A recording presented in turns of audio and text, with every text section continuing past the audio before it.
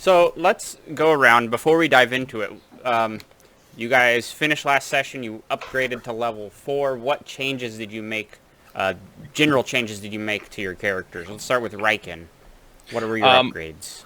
I took Warcaster for my feet, and that's pretty much it. I have a hammer that I have no idea what it does that's in my hand currently, so hopefully we'll be able to get that identified. But I haven't added it to my inventory because I don't know what it is yet, so it's just a question mark. All right. And I got another cantrip, and I learned more stuff that I should be using as a cleric, so... All right. Zavis, what were your upgrades? Or would you rather wait until we're in game? Sure. Okay. But I'm multi-classed. We'll just go with that. I mean, everyone knows here, but... Yeah. Arsalan. I took the +2 to intelligence, making my modifier +4. Nice. So now I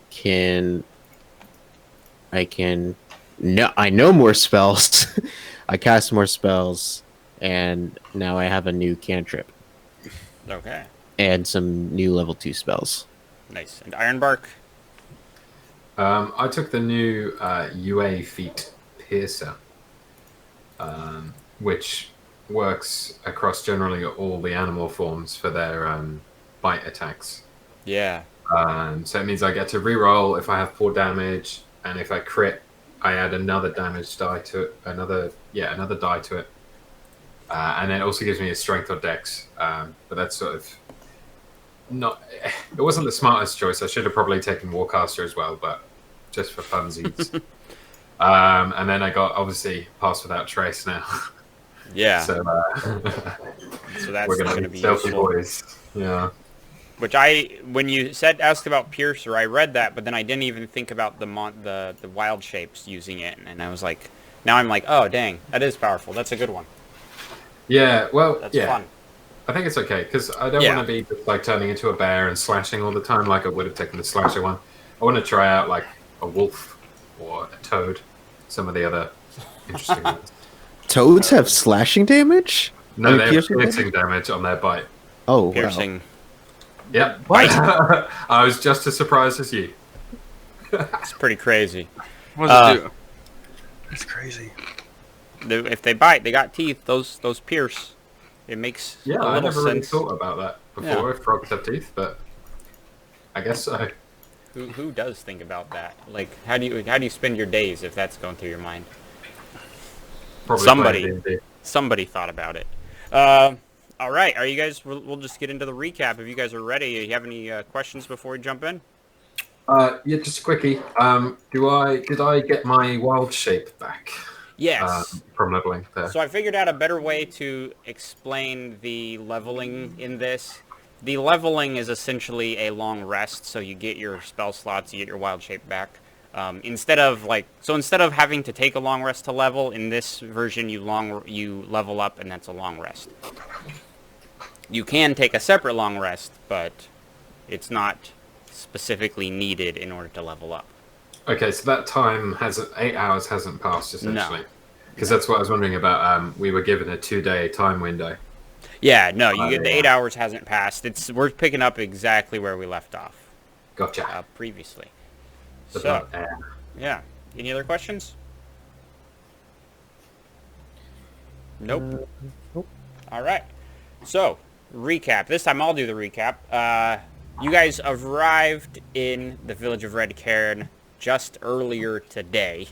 Met with a disturbing amount of apathy as reports of missing people seem to be unaffecting the village elders, and they didn't seem to care. And what you found from talking to them is a village full of people too afraid to, take on the dangers of the outside to protect themselves. But with Zavis's encouragement, you guys decided, or the village was kind of brought into the mindset of we have to defend ourselves, and Bartholomew the First was able to rally his few able-bodied villagers to prepare a defense of the village. While this was happening, Rukvar, the hobgoblin leader, decided to make a visit and introduce himself, bringing along a request to deliver the Blood Heir within 2 days or the whole village would be destroyed. Riken, as you saw Rukvar for the first time in person, you recognized him immediately as the one responsible for razing your village to the ground and killing your mother. You tried to act on it, but it wasn't so successful due to the wizard that Rukvar had in his company, an elf woman who Arsalan recognized or felt a connection with, as if she was to be the one to do his wizard duel with, wizard competition, however, whatever form that takes place. In a quick thinking moment, as Rukvar and his band of hobgoblins and the wizard left, you decided to send a spy after him, sending the Silver Raven of Ironbark, and Tandy stepped up to volunteer to go after him and report back with the help of the sending stones of Riken. He headed out after Rukvar. In that meantime, you guys decided it was better to check out the well in the middle of town, as Ironbark had found a room in the bottom. Delving into the underground dungeon and the rooms, you found a way to open several different doors by placing objects on some runes. Avoiding some traps, getting hit by some traps, you made your way into a room that had a locked door that strangely bore the seal of the Alun family, which was Zavis's seal around his neck. His amulet served as a key to open up the door to this room that you find yourselves in now. A room with 4 dead bodies, a dwarf, a halfling, a human, and an elf, all with strange, interesting-looking weapons. The sealed compartment probably holding the body of one Gok, the goblinoid deity that from legend who Ironbark recognized as someone he had worked for in a time that hadn't yet happened. Reading into the journals that were on the table and the stories, you guys found out more about these people and the sacrifice they had made, sealing Gok away in this chamber and sealing the fate of them as well as their descendants along to Gok himself. As you read the signed names, you had Aurelian Leatherhelm, Blanco Longriver, Samara Abel, and oh crap, I have this, Onvira Loon, one of the ancestors of Zavis. Bringing it full circle as Ironbark pointed at Zavis and said what a lot of people were probably thinking: Blood Heir. Riken, you're standing there with this hammer in hand, still looking at it. Take a perception check as you look over this hammer. Perception.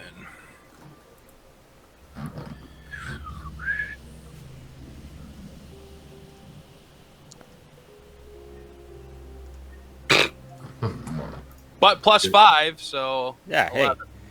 Hey, 11. It's good enough. As you're looking over it, you notice a emblem on the face of the hammer, the hitting end, and it's a lightning bolt with 2 angels' wings on each side, a symbol you've seen a lot as the symbol of Kastalos from your past, as if this hammer has something to do with him or the religion surrounding him. The rest of you guys have taken a brief moment. You feel refreshed as you've accomplished a major task in this story and in this day. So, like I mentioned, you've essentially had a long rest without having to take a long rest, and you're now level 4. What would you guys like to do?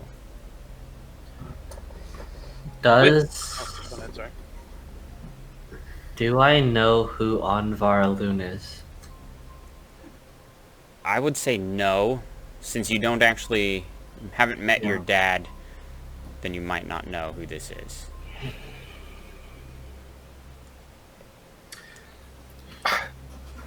I don't know.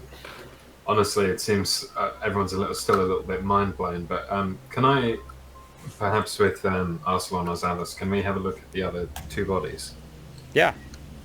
So I think there was. Or there's 3 other bodies. There's a human, a dwarf, and a halfling as well. Who did I get the hammer off of? That was off of the dwarf. Yeah. Dwarf. Okay, that's right. Would I have known any of those names at all with that?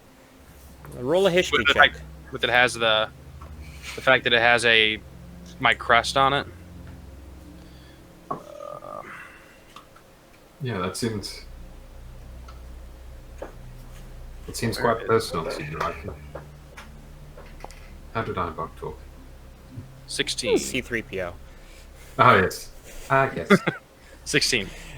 With a 16, you think back and you remember there was a Leatherhelm family living in your village that was destroyed.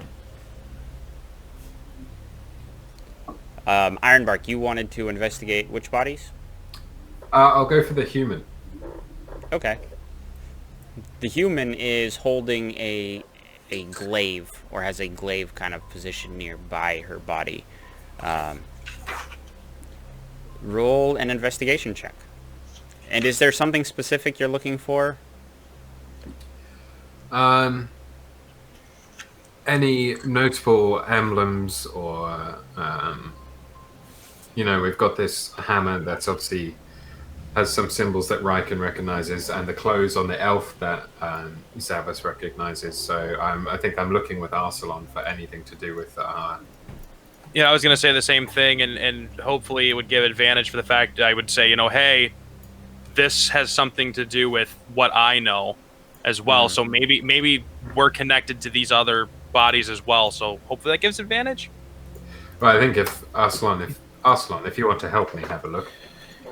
Yeah, I'm gonna like I'm gonna take the journals and put them in my bag. Okay. Unless Zavas wants to keep the journal that has his ancestor's name on it. I'll keep the one because I'm still reading through, and I kind of do Yeah. flip through the rest of. I'm not just looking at that page anymore. I'm flipping back and Yeah, forward. I'm gonna just take the other journals and pack it, and then I'll also look around these bodies, see what we can find in them. Okay. So what we'll do, Ironbark, I'll have you pick one of the bodies that you want to look at, and then Arsalan can look at a different one. And we'll say that Riken's, pointing out that there's something a little more going on will give you guys advantage on your investigations as well. Yeah. If you're gonna look at the human, I'll look at the halfling, see if I can find anything that would be like a family heirloom or something. Whoa! Hey, look at you! Nat 20 BP! That's what you need in this game sometimes. Yeah. And a 22. Hey! Damn. Starting with some good advantage rolls. Start as we mean to go on. All right. So, Ironbark, looking at the human, she's wearing the clothes that she had that is kind of decomposed at the moment were of rather simple design, simple leathers and fabrics, nothing too ornate or fancy about it. But the glaive, you notice, is kind of interesting. As you reach out to touch it, you can tell that it's not quite, it's kind of a makeshift glaive. So if you were to touch it, I'm not going to assume that you are, the head looks like it would fall off. Like the whole blade would just fall off of the handle of this thing. But this handle of it looks like it's a pretty well crafted, very well carved chunk of wood. Interesting. I suppose I'll reach for the. I don't particularly care for metal blades, so I'll reach for the wood of the weapon. Yeah, so you grab it, and the blade of the glaive just falls off, but the wood still seems very strong even after all these years. No termites, nothing has gotten to it, so it's a sturdy staff. I can probably infer that it's must be somewhat magical to have not been to not deteriorated when the bodies You could make that assumption, yeah. Well, before we started, I had detect magic in the room as well. So Yeah. Which Yeah, he it had would picked be, up several things. I think it would be inspect to find out what it is, but I don't have that. Okay, I'll take that for now. Yeah, I'll take that and have a look at it. Okay. Try and figure out what it is. All right, then Arsalan, you went to look at the halfling. This halfling, the shape of the skeleton and the size, it just reminds you of Tandy. As much as a skeleton can look like another halfling, like it's, you know, it's a big reach, but it just brings that memory of Tandy back to you. But you do notice that this halfling does have a crossbow in his hand, and similar to the staff and the other items in this room, it seems to be kind of unaffected by time. Even the string on this crossbow is still well maintained, as if it's only been there for a matter of moments instead of the potential thousands of years that it had. And on it is some carvings. Basically, they're just tally marks. Oh wow! Along the side and the handle of the crossbow. Mm-hmm. How many? Too many to count. You would have to take a minute. But just by looking, you could say well over 100 tallies on this thing. Well over 100. Yeah. Anybody find anything?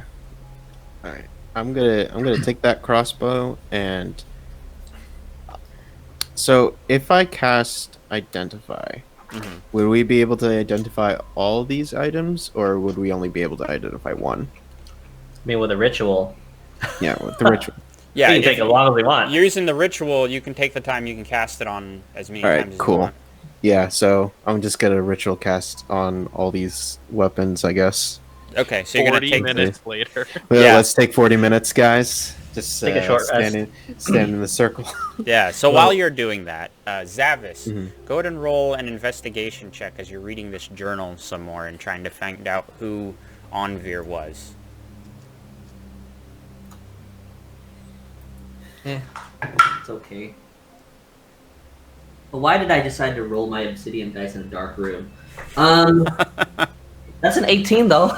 Hey, not bad. Obsidian dice are dope, by the way. I'm a little jealous that you have them. Yeah, I can't read. I couldn't read that one though. What you find in there, reading in some more, this particular book belonged to Onvir. Each of the journals seem to have belonged to a different member of this group that was here. And basically, what you're reading up on, you find that he was definitely one of the leaders of the Alun family who was called out to face Gok easily 1,000 years ago. Some of the words are a little smudged or too old, but he had left his family, helped defeat Gok, and then he returned home for a little while. Then he returned back to this dungeon as soon as it was finished being built, and sealed himself in here along with his other companions, but leaving his wife and children behind to continue on the family name. He doesn't give a whole lot, or at least no names that you recognize, because it was still so far in the past, but he did have quite a few children, and you can assume that your father is definitely a direct line from Onvir.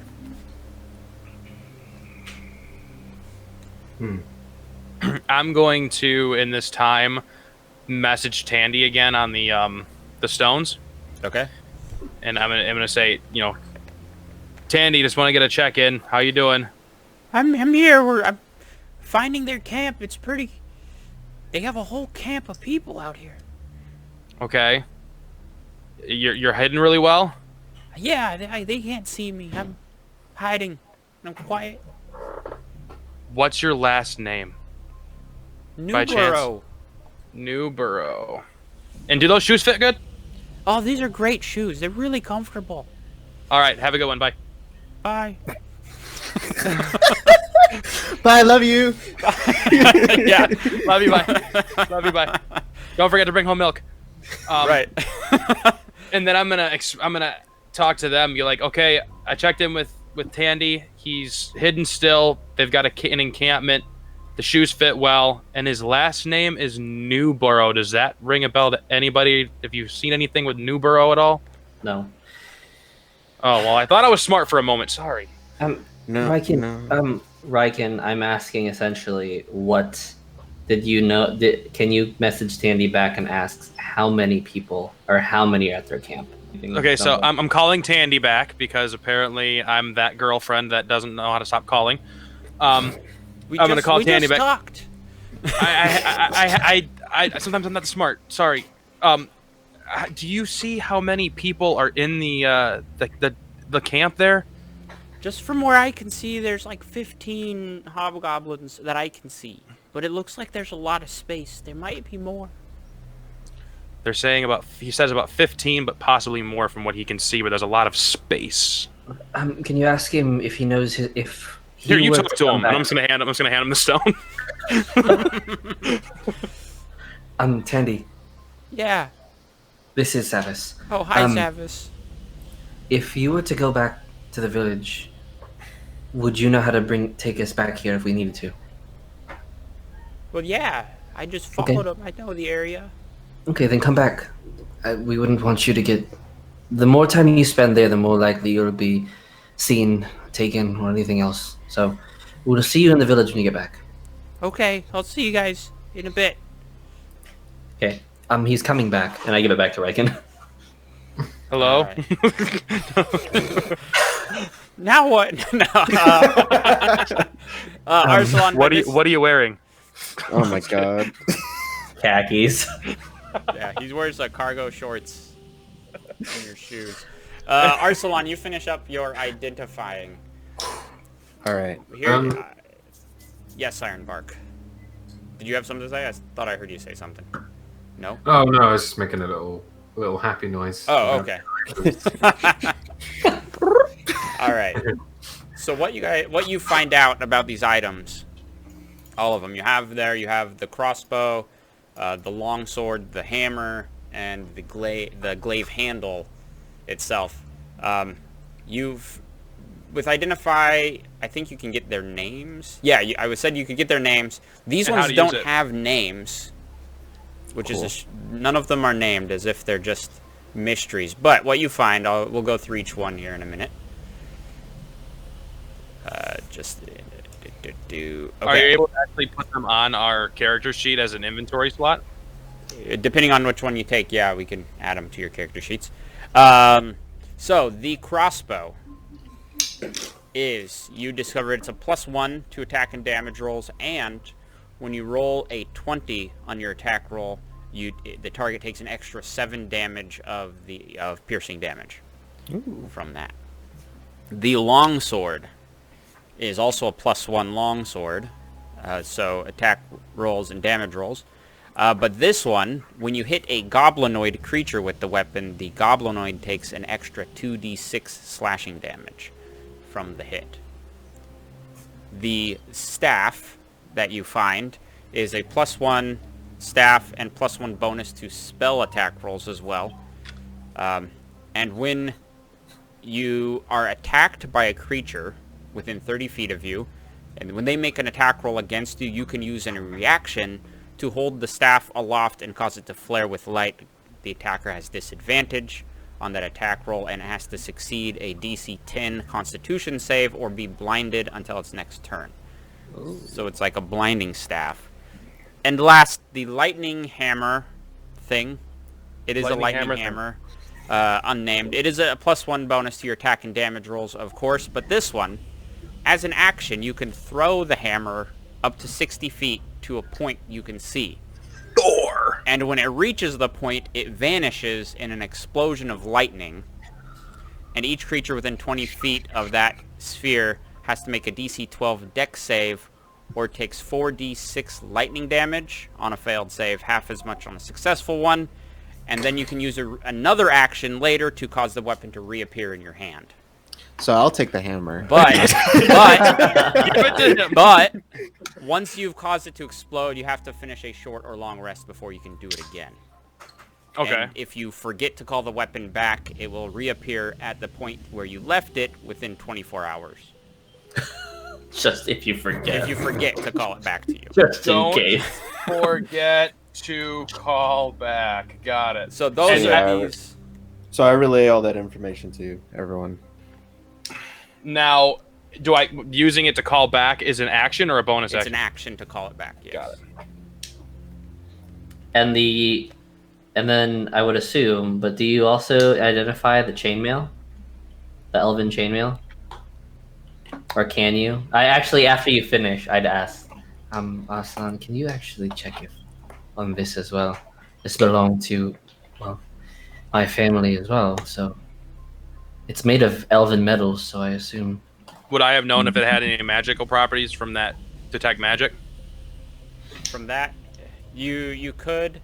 What you do find, though, Arsalan, if you do take the time, or as this is happening, it doesn't have magical properties, but it is an extra bonus armor class. Like, it is just a really well-made chainmail. I would trying to find which one it would count as here real quick. My question is it actual elven chainmail? Well, and because I'm envisioning this is the idea of like hobbits, or like when Frodo actually had elven chainmail that was super light. Can I wear this, and is it heavy armor? If it's heavy armor, I can't wear it. But if it isn't, no, it's a medium armor. Sick. Okay, cool. Yes, that is what I relay. Okay. So, how do you guys want to divvy these up? So clearly, Arsalan gets the hammer. Yes, I get the hammer. Arsalan needs the hammer. Then I'm pretty sure Riken gets the. I'm gonna try to give him the hammer and see if he can even hold it, and I'm gonna watch it just fall to the ground at this point because it's probably heavy. It's pretty heavy.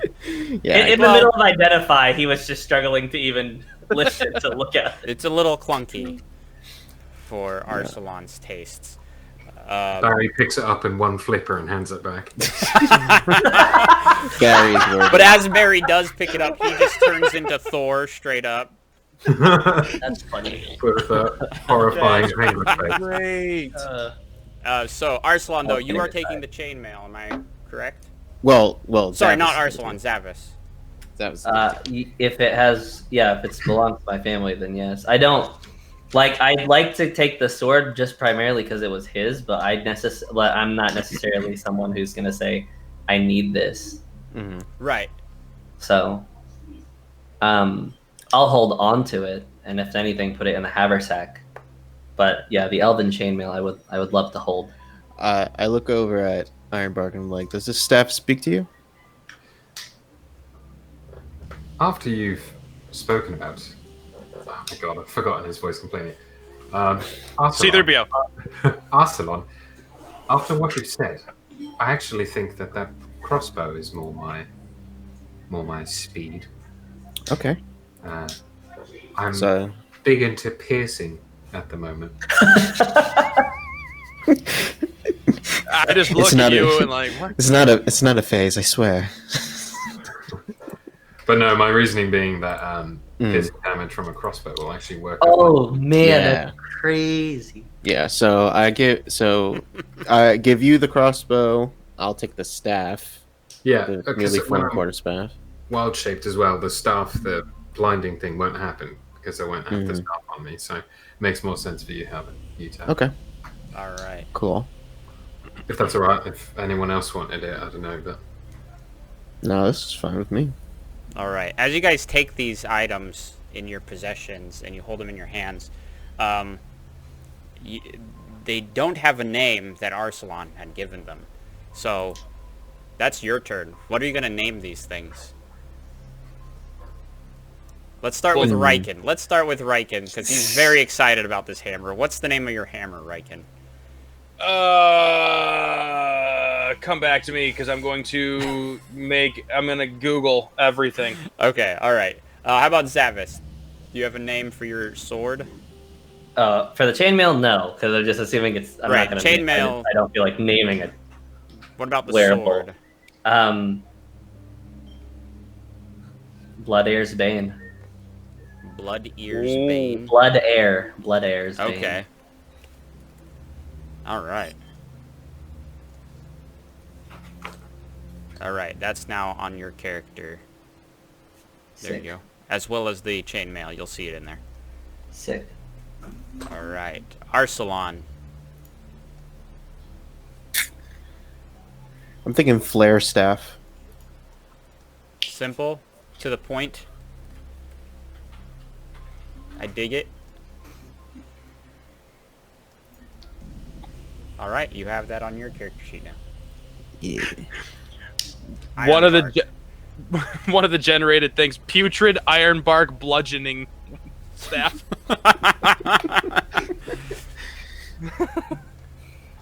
Ironbark, Hole your crossbow. maker. Hole maker? Yeah. Hole maker. Hole maker. It makes things whole. I'll pierce a hole in anyone. Lycan, would you like a good berry? I'll cast good berry. I would actually love a good berry. There you go. All right, now you have that one. All right, Riken. Mine's going to be Warbringer, Battle Hammer of the Storm. That stuff fits Riken, though. It's like, what would you like to name it? A sentence. The thing that it's going to do, duh. Yes. Warbringer, Battle Hammer of the Storm. There you go. You got Yes. that now. All right. With these items identified, you've now been underground for the better part of an hour while dealing with this stuff. What do you guys like to do now? Can we look at every book? Is any... I did not get much from Longriver's, but I assume the other ones were journals as well, Arsalan, and if we take some time between at least the two of us, we could quickly read through the histories of at least these fallen men. Riken, you may... I have really good history, actually. Riken, this... I mean, we may want to give the one that hammer seems so fitting, and I would assume the journal of The dwarf. Leatherhelm would be up your speed. Okay. I can read. I always hoped so. So I give the book of Leatherhelm to Riken. Okay. And then I'll take the halfling one, see if I can get any more information about like the family of the halfling. Okay. And then you can take the human one, Zavis. Yeah, and we'll just speed read as fast as I guess we can with most detail All right. through those real quick. So Might I have a...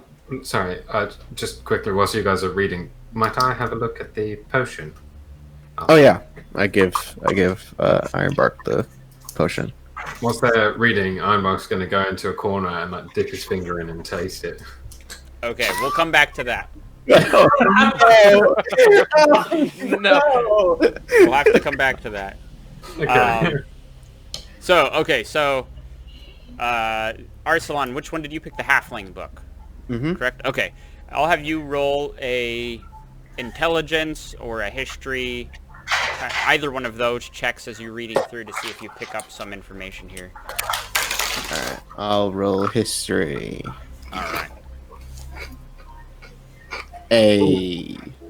Ooh la la. You guys are bringing some good rolls today. Here we are. It's gonna change soon. Don't worry.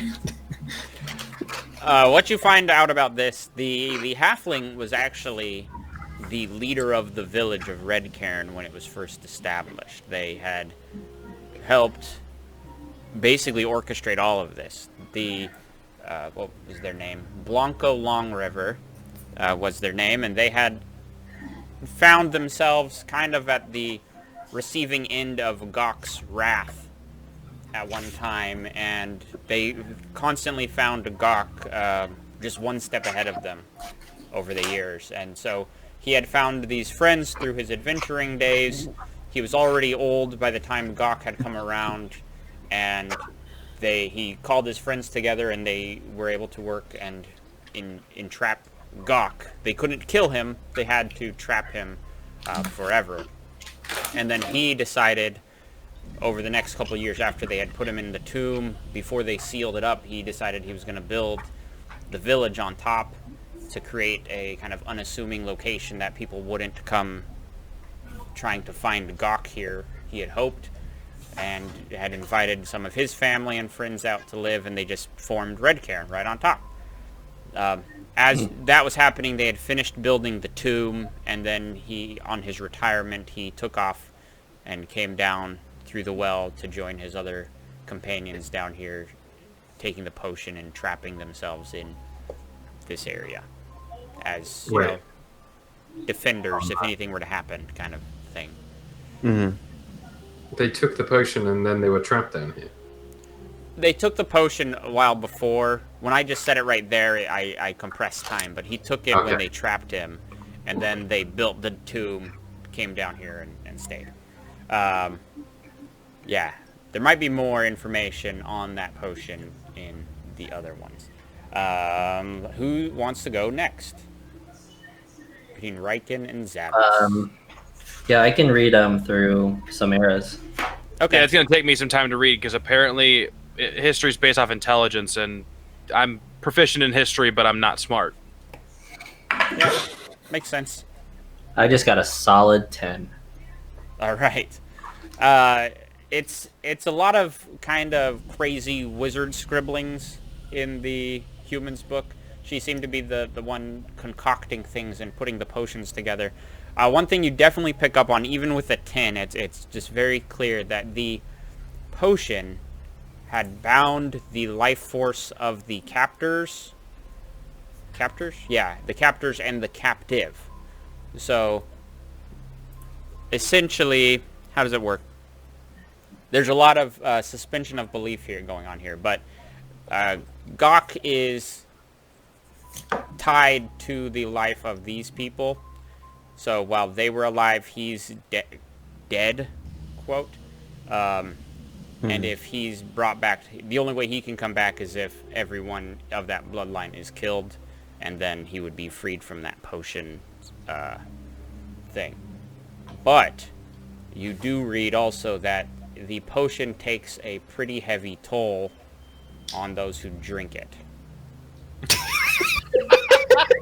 But you're immune to poison and disease, so... Yeah, fingers crossed, but... Give it to Barry. Also on, I've read some things, but we can discuss in a second. It's also has some wizard script that I couldn't ascertain. Whenever you're done with your book. And I turn it over to him, to that specific page with the wizard script. Okay, the scribblings. Okay, we'll come back to that then. Riken, roll your history check. There it is. You Yes. try as you I might. imagine that we're looking at Riken with the Plus book one. upside down. The book is definitely upside down. Yeah, he's like trying to look like he's reading, but he's not. He's kind of doing like his fingers moving. Yeah, sorry, Riken, you don't get anything out of this one. You read the word Leatherhelm on it, that you recognize that word. Riken, the book it's upside down. Oh. Here, you read it. Here. you read it, show me the pictures, and read it out loud. I flipped through real quick. There are no pictures. It's a person's journal. Oh.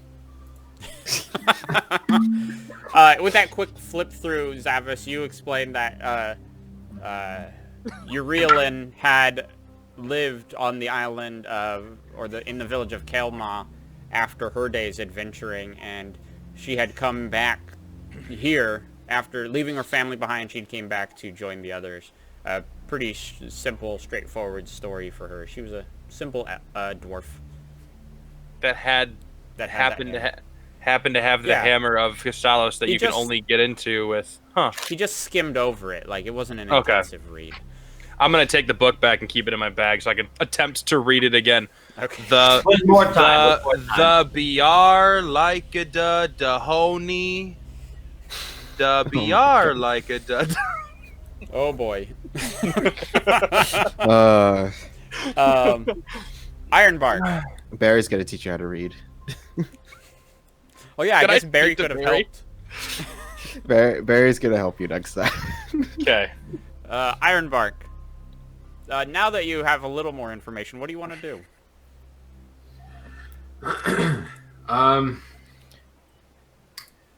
I think we. I guess I'll say this to everyone. I think we have to try this to see what happens. But maybe it should be me.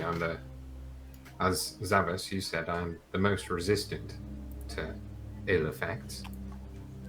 Perhaps I can survive. And it's So what that potion, what we saw in the book so far was that it said that this potion bound you to Gok, Yeah. essentially keeping him imprisoned. I mean, like, Zavas, this is your family and possibly one of the halflings family up there.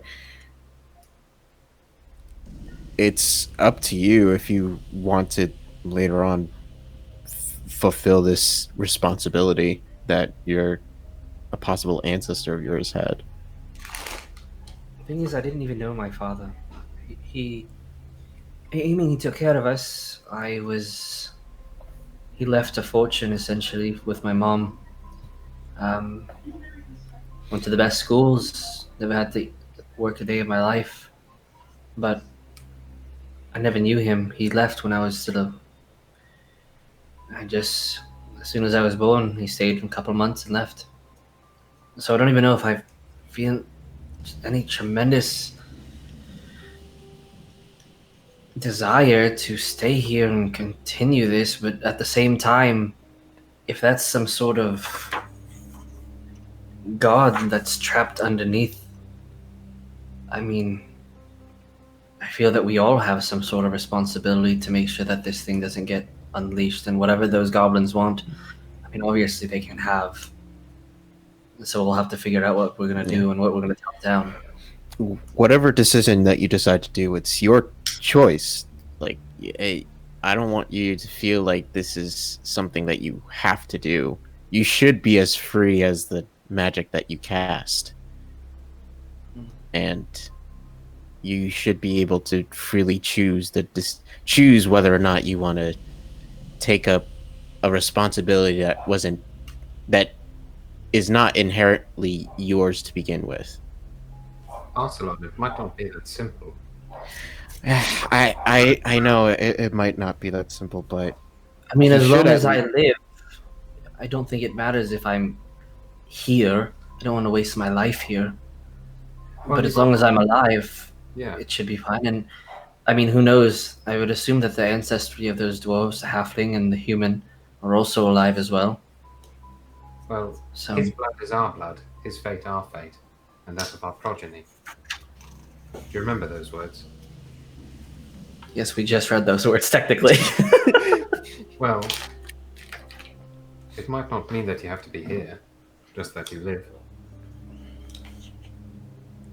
And I may not be the smartest person, but I would assume that they have drank that potion and then had children, so wouldn't that be also in their blood? So that would make you the Blood Heir. You wouldn't have to necessarily drink the potion.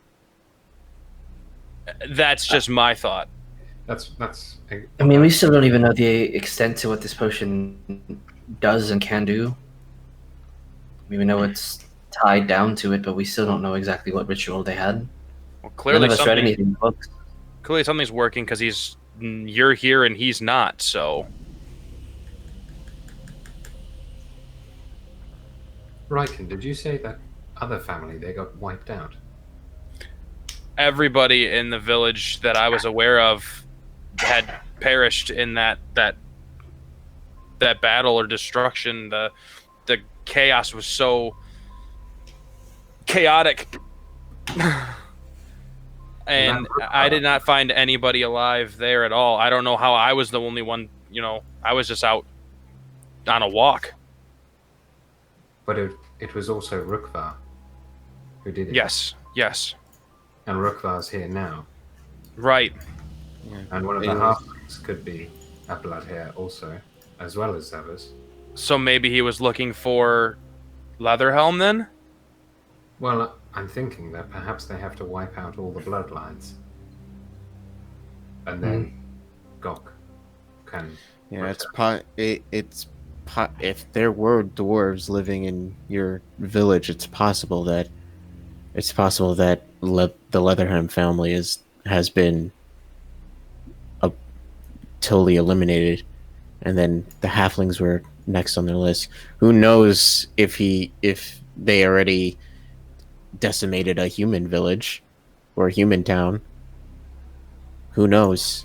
So it's possible that whoever this halfling is, they're next, and then possibly later on they will find Zavas's family. Well, now that would make no sense why he would have killed my mother then, because my mother was a human. Casualty of war. I Not have a even weird if this feeling is about it. more at this point, though. I don't understand why it would be Rukvar all across the world, wiping out, whether coincidentally or not, although I doubt it's coincidental, wiping out families that are descendants of the core people here. Ironbark, would you know anything about Rukvar? Like, could he have possibly came back with you, or trying to set Gok free sooner than what he originally intended and planned? Well, if the hobgoblins worship God, and he is some sort of goblin deity,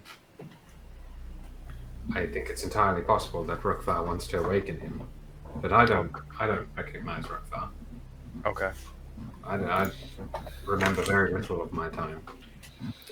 Well, let's take care of what we know now. We now know the name of this halfling ancestor. We have to find their descendant and figure out what our plan is next, regardless of whether or not they have decimated all these other people. So I think it's probably best to go up to the village, help them with defenses, and then try to find out who the descendant of Longriver is. Ryken, did you say that Tandy's surname was Newborough? Newborough. New. Burrow. New. I wonder... Rykin, are you able to commune with your deity, your grandfather, from what we've talked about? I've never actually spoken with him. I've tried, but it's never gotten through. I've never heard anything back. I just normally just get it might rain or whatever, and that's about all I get. But I don't like the storms very much. Sounds kind of sad, but It's okay. Zavas. what did you? Yes. Well, it doesn't match the elf here. What do you mean? It's not the same now. What's not the same? Your surname. I mean, no. My father was an elven man by the name of Ayara Saloon. My mother her name was Jalen Rune. When I was born, my mother thought it'd be interesting if my name be kind of a mix of both. That's where I get Loon Runner.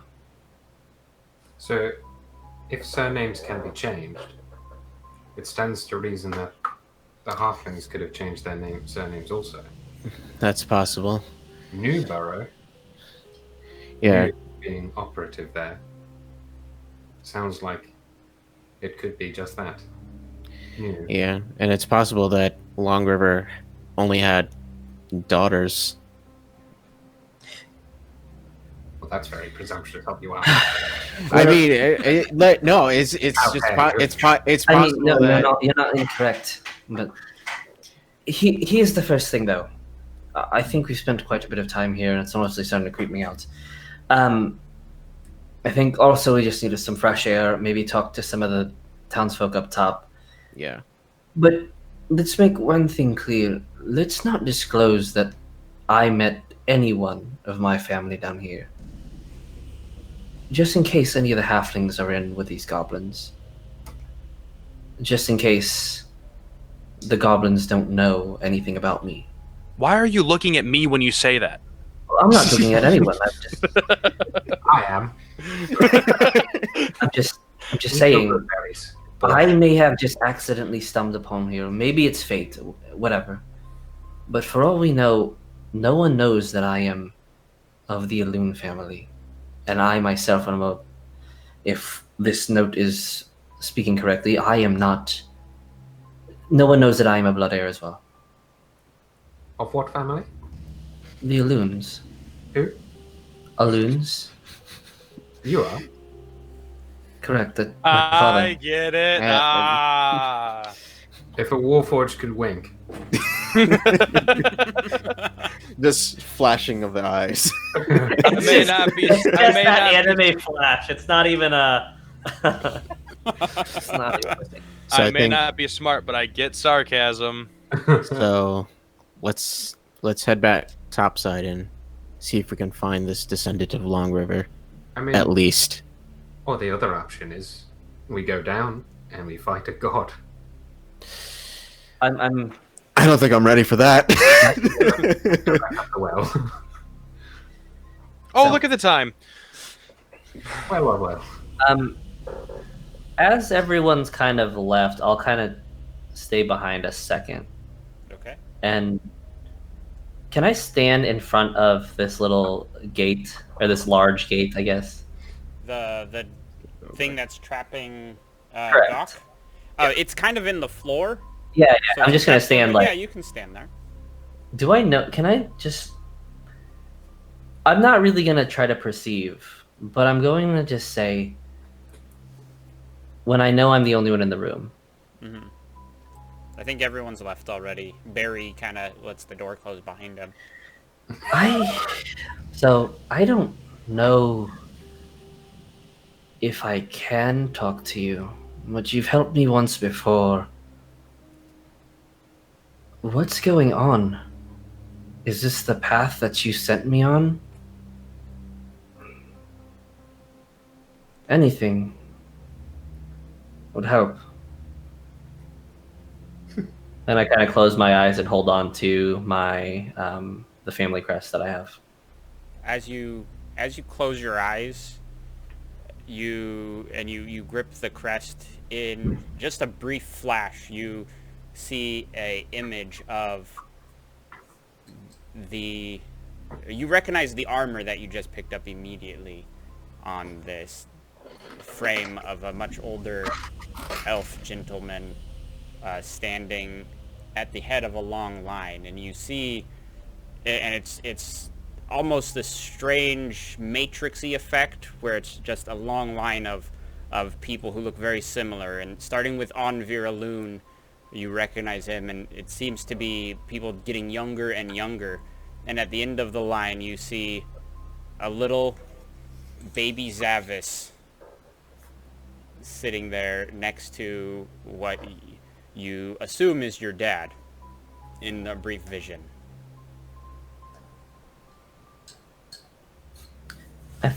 I thank you. Take a deep breath and catch up with everybody else. Okay.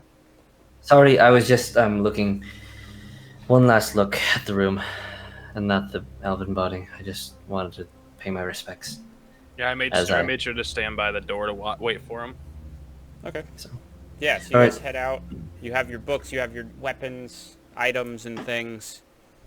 And you head back out, and you pick up your lucky rabbit's foots on one of these runes, right? Yes, and I Yeah. picked that up because I need it because I'm terrified already. And Just you're thinking about it. at the bottom of a 100-foot tall well. There's a rope so you can try to climb up. All right, let's climb up this rope. Actually, Zavis. let's do this. We'll just do a group strength check. So boy. all together, and it'll just be you either all make it or you all fail and die down here. Oh, I like that idea. I Group got good strength for strength. death. Everybody. So we're rolling athletics or just strength? No, that could have either one. so close to being good. I think. All right, I'm either gonna have Barry give me advantage. Okay. Barry's helping out.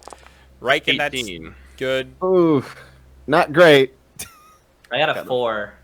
Okay.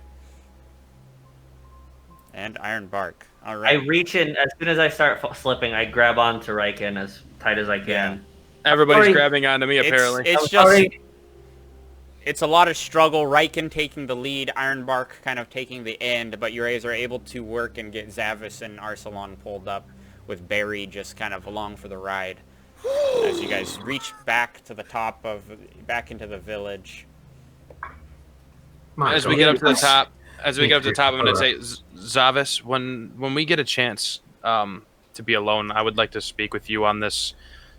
Talking to my grandfather, I would like to get a little bit more insight on that because I'm not sure how to do that in a sense. I'm just standing at the top of the well. I'm just like, give me a second. Would you like it, Barry? Riken, we'll have some time. We have 2 days.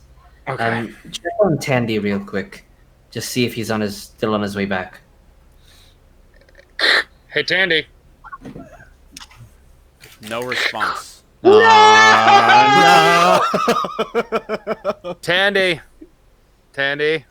Oh no. Tandy. What you hear over the other side is a female's voice. No. You shouldn't have done that, but we appreciate the effort. You are one deep woman's voice. What? Relay that to the rest of the party. I didn't hear you. What? Relay that to the rest of the party yet? Yeah. Well, can't you technically hear it? Can't everybody hear it or no? Oh, No, I can hear it's it. only in your... There's no okay. speakerphone. Oh, sorry. I didn't know. Tandy's not responding, but it was a woman, and she said we shouldn't have done that. Ironbark, can you check on your Raven? Do you have control of it? Well, I told it to come back after it found their camp, and it hasn't returned either. At this point, you look up, and the Raven is just screaming in full speed. Ironbark, you turn around, and the Raven just, like, dives right into your chest hole, into the nest, and is just there. But, Hey, little yeah. guy. What do you have for me? What news? Through the verbal squawks and squeaks, it relays to you that it had stayed with Tandy for a little while, keeping an eye on things. But then when they were coming back, some small, faster hobgoblins caught up and they took Tandy. It was the shoes. When they were leaving, he was a little too loud. Damn it. Guys, Tandy got. Oh no. I feel personally responsible. We're all responsible. Oh boy. We all sent him. It looked like he was fine, but somebody kept calling him, and he kept getting distracted. I'm gonna throw the stone at Ironbark. I think he had some sort of annoying girlfriend that wouldn't leave him alone. Oh no. He was in a bush answering it, and they got him. Right. No. Killed Tandy. All right. I am gonna find Nina. Okay. Nina, you find Nina with Bunce. They're working on getting food supplies together to feed the people training, getting ready. You approach. Oh, hello! Again. Hi, Nina. You're one of the elders of this town, right? Yes, one of the three. Does the name Longriver ring any bells? As soon as you ask that, her face just goes pale. We should talk somewhere more private. Come back to my home. And I'm gonna send a message to Arsalan. As I notice him following Nina. Is everything okay? I mentioned Longriver's name, and it seems like I'm gonna get some more information. Do you need one of us to come with you, or do you think we should split up still? See if you can, I don't know, find some more information on, I don't know. I think this is just since I approached her and she wants me to come and be more private, we should respect it. I'll convey any information that I find later on. Just let me know if you need anything. I'll be in the center. Just Yep. I'll look, and I'll then start walking towards the closest person I can find as well, while he does his thing. okay. The closest to you is probably Crispus or Bartholomew. They're kind of in that same area.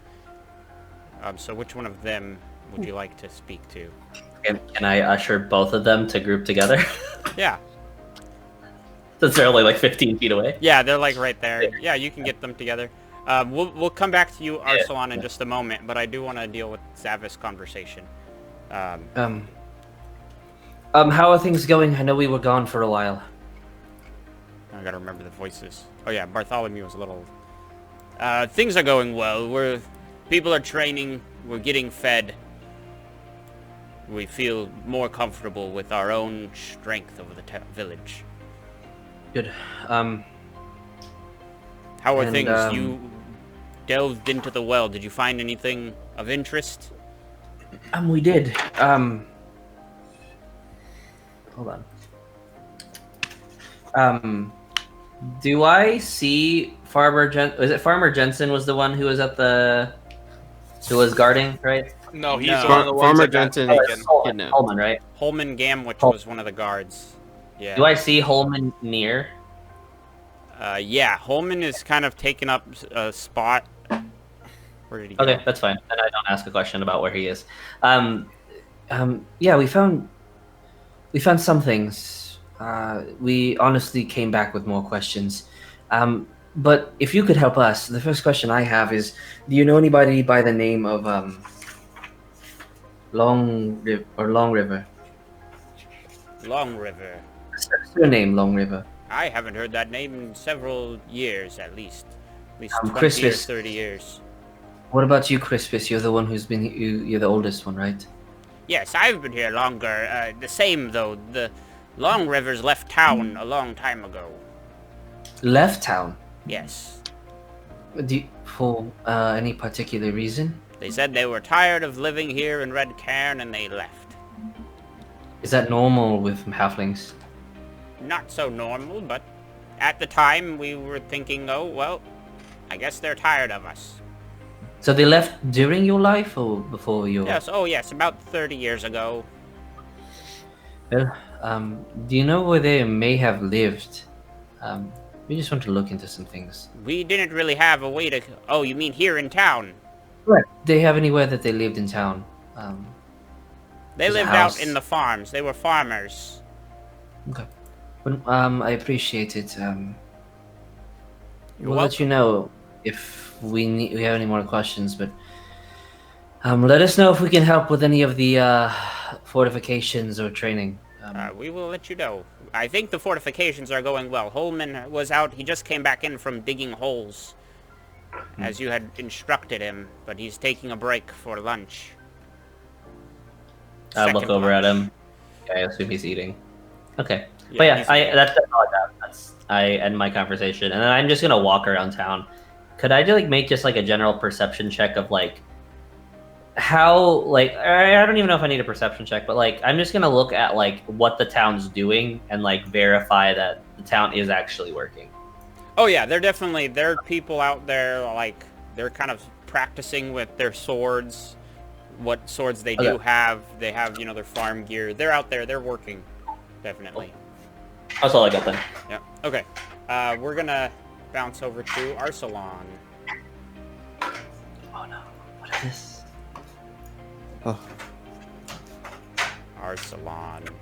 Tandy leads you back to her place, along with Barry here, and invites you inside. It's a small, very humble home, pretty low roofs. You have to duck as you walk in, but as soon as you walk through and shut the door, she locks it and says, where did you hear the name Longriver? I produced the journal that of Blanco Longriver. Of course, we probably should have sent someone in the well a long time ago. Yes, the Longrivers lived here a while ago. Then they left town about 30 years ago to try and find a safer pasture, but what the others don't know, which I don't tell them, is they didn't get very far out of town before they were assaulted. By the hobgoblins. No, this was a long time before. These were just some ruffian bandits had assaulted them, murdered most of them. I came across one, which I raised as my own, Tandy. Oh no! But we never told any of the others who he really is. We haven't even told him who he really is. He's my child. All right. Okay.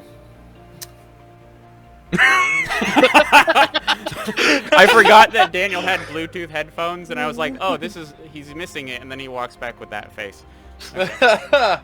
Wow. All right. So you heard the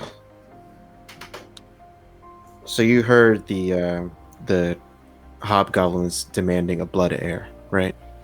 Yes, I was there.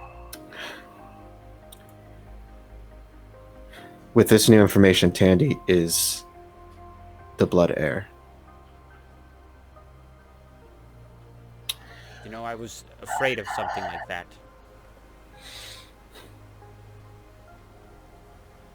Well, he went after them. He went to follow them.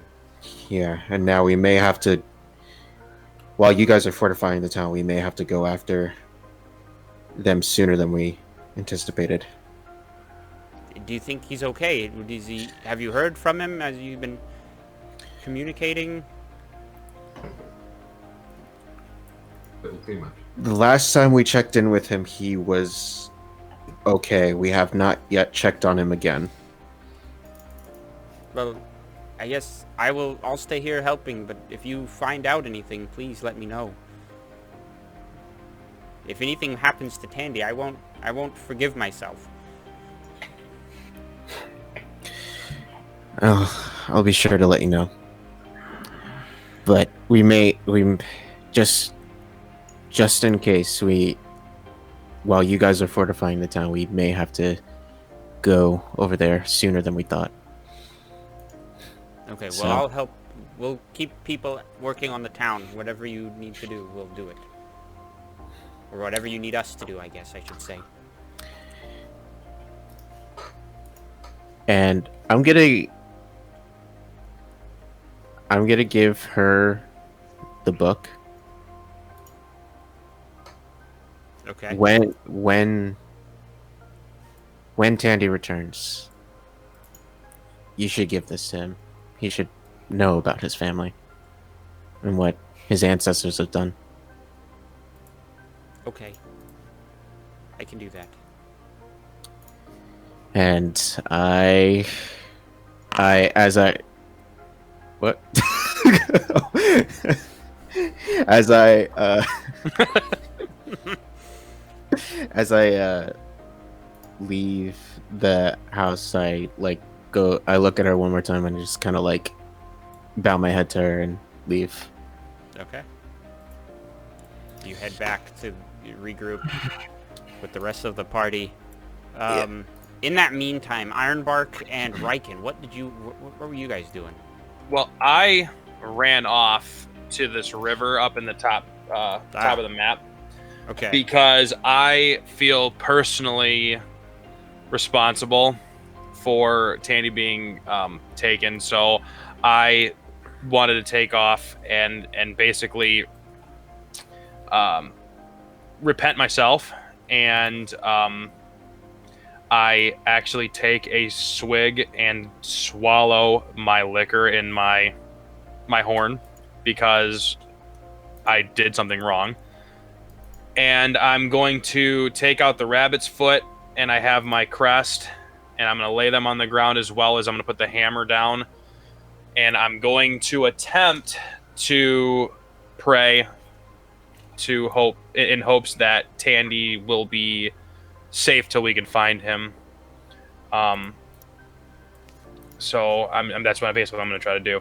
So I'm going to sit there on my knees and say, Grandfather, you've never spoken to me yet, and I understand if you don't want to now, but I've done something terrible, and you need to at least show me something that Tandy will be protected until I can be there to take him back. I've learned a lot about some past lineages, and I need to figure out this Leatherhelm family, and I just give me some sort of guidance here.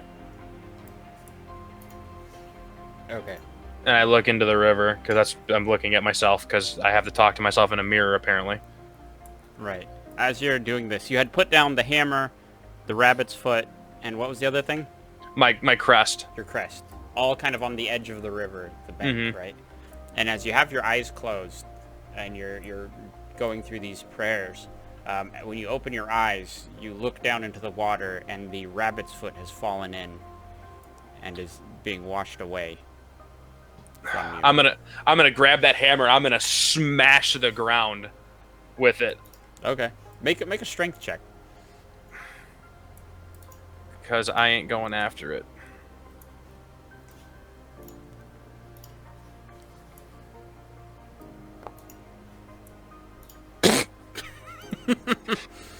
Oh my god. 5. You hit the ground. That's all. Just you hit it. It thunks. And the rabbit's foot is flowed down the river now. I'm just letting it go. At this point, I'm not gonna try to get too far away from it. You watch as it becomes waterlogged and just sinks down.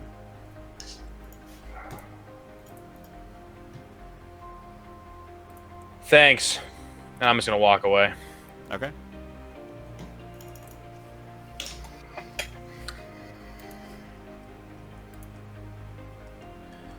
And Ironbark. find these people.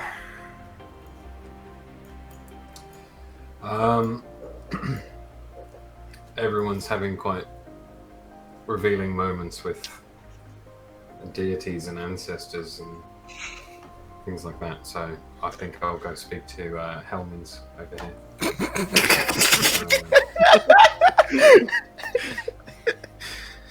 Okay.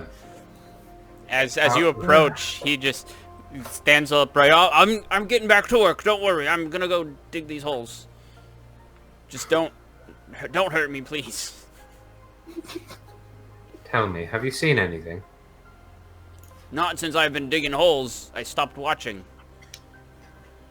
Okay, I'll walk past him then and just get to the border of the city and just try and keep an eye out for the time that everyone else was having their Okay. incredibly revealing character moments. Well, you get to the edge of the village and you look out at the field in front, and this brings you back to your time in your mind, of course. The wars you fought and the how primitive the strategy is of digging the holes in the ground compared to what you were used to, and how strange everything has been so far. Surprising amount of holes he's dug by himself in the last hour. He's done a lot of work. He's very good at hole digging, Holman is. But what are you thinking about? What's going through Ironbark's head as facing another field of battle that he had tried to turn away from? Yeah, I think, yeah, he really wants to avoid another war. But then I think after some thought and meditation on it, perhaps he can rationalize this one as he's choosing to fight in this one. The war that he was produced for, and Gok forced all the other Warforged to fight in against other Warforged. They were just that, they were forced. And I think this one is something that he can realize is truly like a good cause and worth fighting for. I think he's just like, and me too as well. I just don't know what we do here, because, and this is what Ironbark will be thinking as much as I am. It's like, if they've killed Tandy, God forbid, because I want to hear that little boy speak some more. And then if we lose this and they get their hands on Zavis, they've won. Because as far as we know, they're the only two Blood Heirs left. And I think that a thought goes through Ironbark's mind of drinking the potion, whatever effects that might be, but that would tie him to the prophecy, perhaps. And then he could flee and just leave this all behind, because if he's still alive, maybe return to the Oasis, Gok can never leave. But then he thinks about his time with Arslan, his time with his conscientious but dim-witted friend Riken, and his friend Zavis and Barry as well, and will decide to stay and see this through to the end, even if it means fighting another war. Okay. And by that time, the others have gotten back. Your silver raven has kind of climbed out of your chest hole and kind of perched on the shoulder. It prefers getting some fresh air while in raven form, as opposed to being in the chest hole. And the other bird that you have, which is the other bird? Terry? There is Steve. No, there's Terry. Oh my God, there's Terry. Does it rhyme with Barry or Barry? I'm so confused. Terry? They were Terry. named after Barry. Barry. So there was Terry, Larry, and Stephen. Yes. Yeah. The little family. Stefan. Yeah. They've all lived in there. all kind of followed suit of the silver raven. So it flew out, perched on your shoulder. They also flew out. So you stand there looking out with just the birds kind of on your person. As the rest of you guys finish up the conversations and things you were doing, you find Ironbark in this position just at the entrance of the village here, along with Barry. Arslan shows up. Richard, here's a question, DM. Yeah. Can I do something funny? Yeah. With rules that might not be allowed? I don't know. So I got a crossbow that is wooden and has magical properties. Mm-hmm. Can I fuse that with Ironbark? Like, it wouldn't have any bonus or anything, but just like to have it like in the arm. Oh yeah, definitely. Because I know that would be pretty sick. That'd be dope. Yeah. Terminator. So if I like grow some like roots on his, I think it's his left arm is more wooden than the right arm. It still has quite a lot of metal, like organic metal. So he'd grow it into his left arm and have the crossbow ready to go. Yeah, definitely. That you're doing that as the birds are kind of sitting there and you're going through your thought. That's kind of happening, taking time. And nature around him, I think, is like grass seems to look a little greener, and nature is strong here. Mm-hmm. Definitely. All right. The rest of you guys regroup. You guys have all had these moments with a lot of information, emotional moments going on, and you've regrouped to see Ironbark standing at the edge of the village with a crossbow now fused to his left arm and birds just sitting on his head and shoulders. Take it away.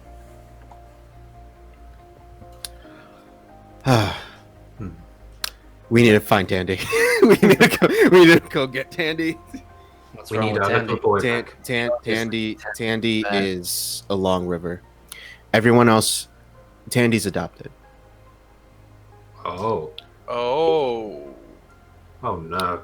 Tandy is a Longriver. Oh my. Everyone else in the Longriver family died 30 years ago. I wonder if Rukvar knows that or not. I mean, he probably They- doesn't. Assumingly it doesn't have anything to do with any of the goblin. This was before how goblins came. They were killed by bandits. But he needs a Blood Heir. Yeah, but he probably just knows that they have to be somewhere in here, in this Yeah. village that is above the. We can only hope.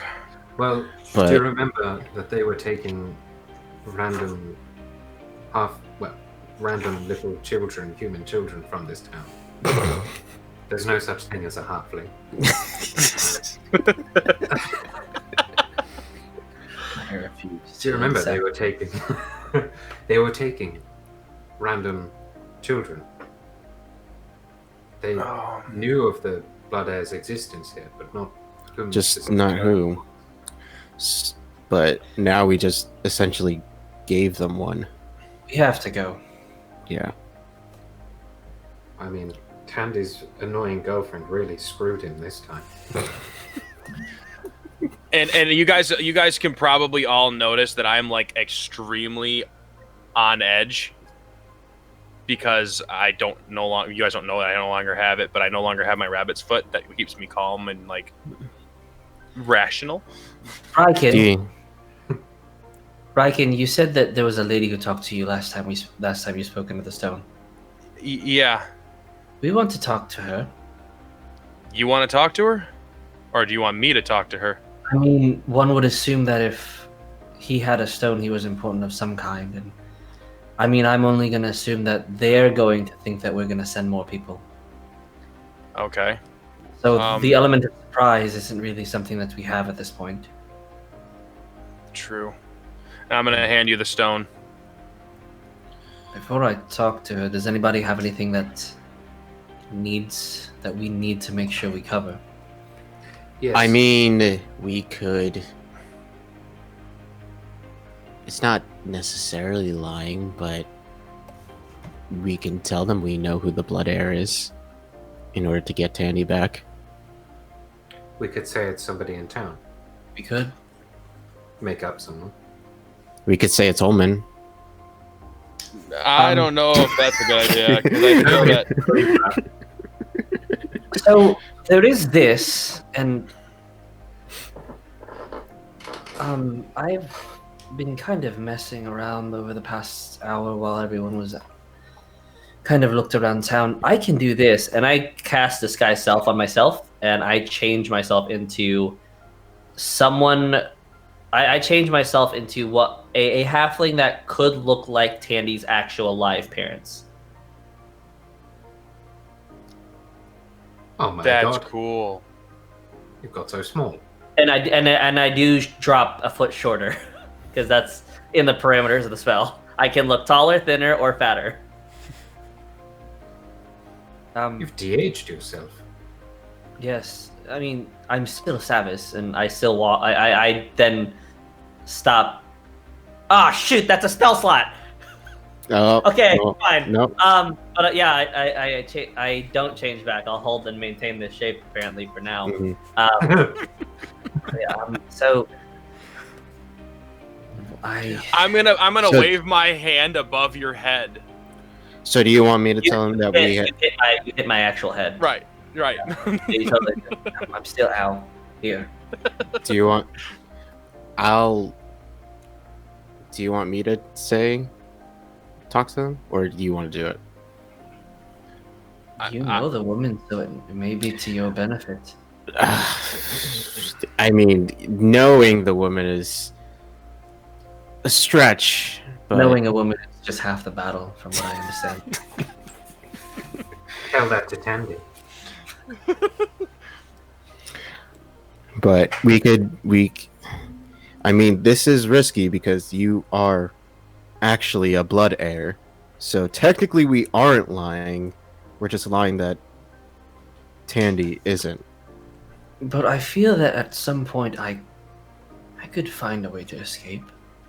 More than Tandy. All right. And Well- at very least, I'll be able to defend myself better. Or do you want me to speak to her for the fact that she's heard my voice already, and I might be the only one she knows is around? It is possible. Well, Oh, how I wish I grabbed invisibility. call her, I guess. Let's see if we can get some negotiation. Talking. I guess Riken. Is that canon? I guess Riken is talking at this point. Okay. Call has already started. We can't. We just end the call right before it Sorry, we Wait. butt dialed you. I thought you would get back to me sooner or later. Yes. Guys, what do I say? Oh my god. Ask what they want.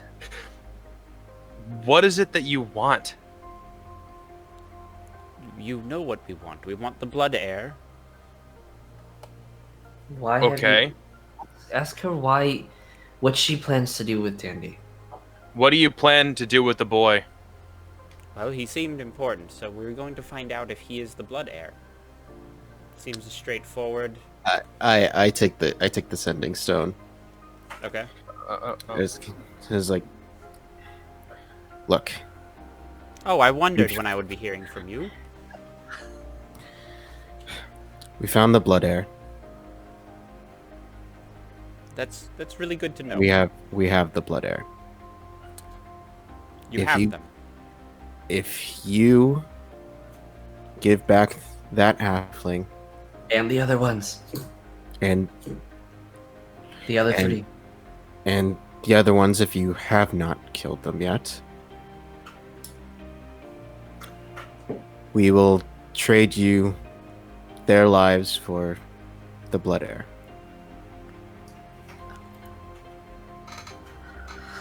Well, you see, as much as I think trading is a valuable skill, Rukvar is not a fan. So we will be taking care of these, and we'll find out for ourselves if this is a Blood Heir, and you can bring the real one within the next 2 days. And like Rukvar said, we won't destroy the village if you bring the Blood Heir to us. The ones we've already have here are off the table.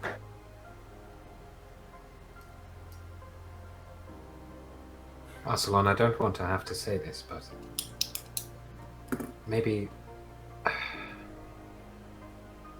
throw in some good berries as well.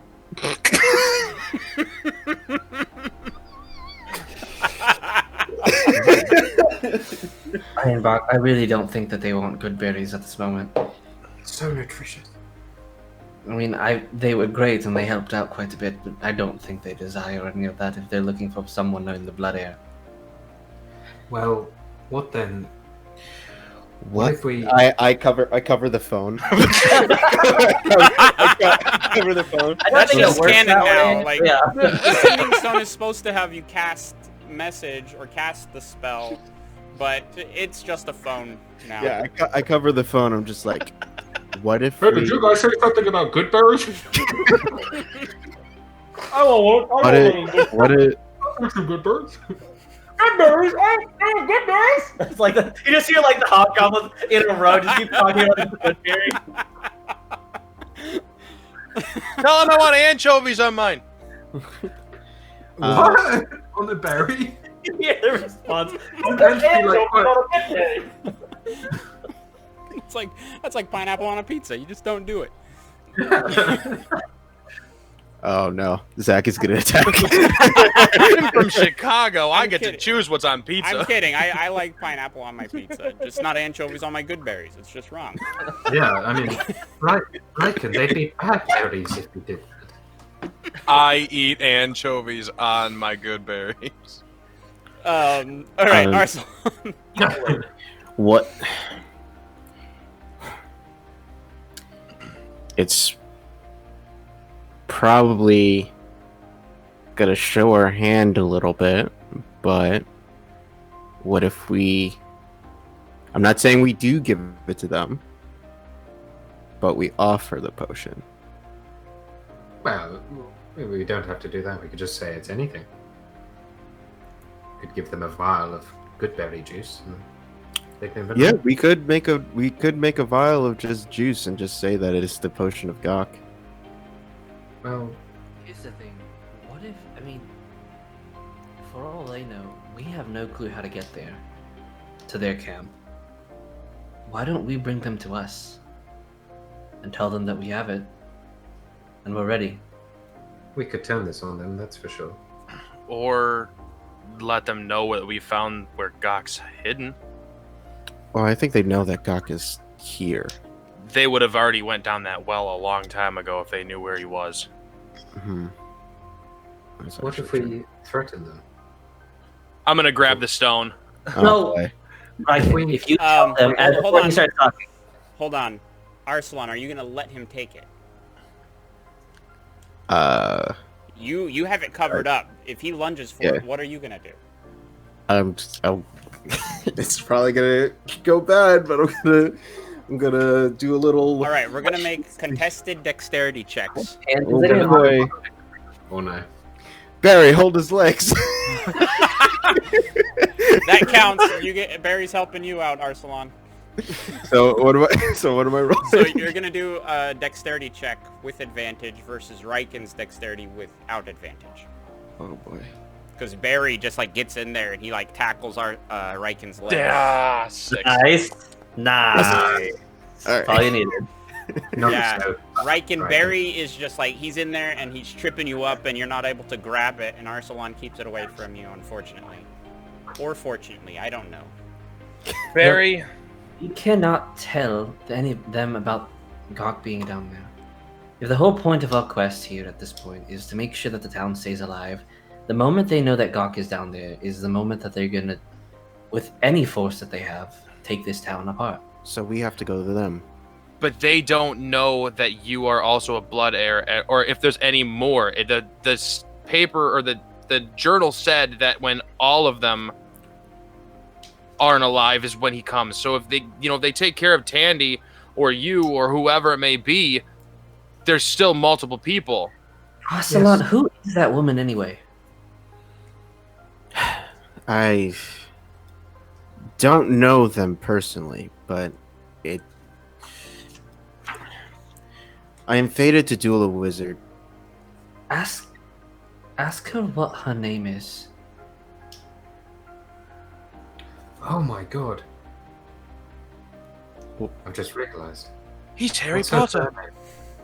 Ask her what her name is. Wait. We as know well, Rukvar, but we don't know who she is at all. What if we turn this on them as well? Further to what Riken said. What if we threaten them with hiding the Blood Heir in a place that they can never die, and they would never be found? The Oasis. The thing is that we could hide the Blood Heir, but it's possible that they'll just destroy this town in retaliation. She's been on hold for a very long time now.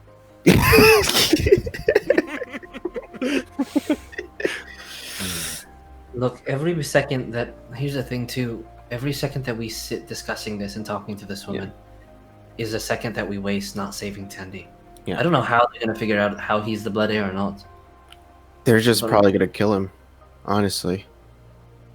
No, their bloodline. They've drank the potion is Gok's blood. Mhm. They might be able to test for some goblin or something in their blood. So some kind Regardless of of ritual. what ritual that they plan on casting or DNA test.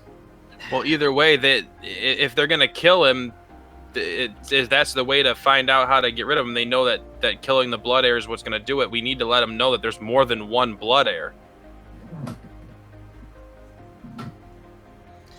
Salon, can I talk to her?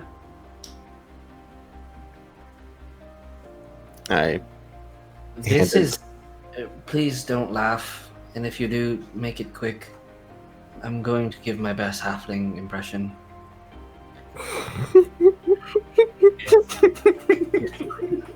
Please. Oh, for God, please. I take the stone up to my mouth. Ha! I'm the Blood Heir. I will trade you my life for all my kins. And you thought my idea was bad.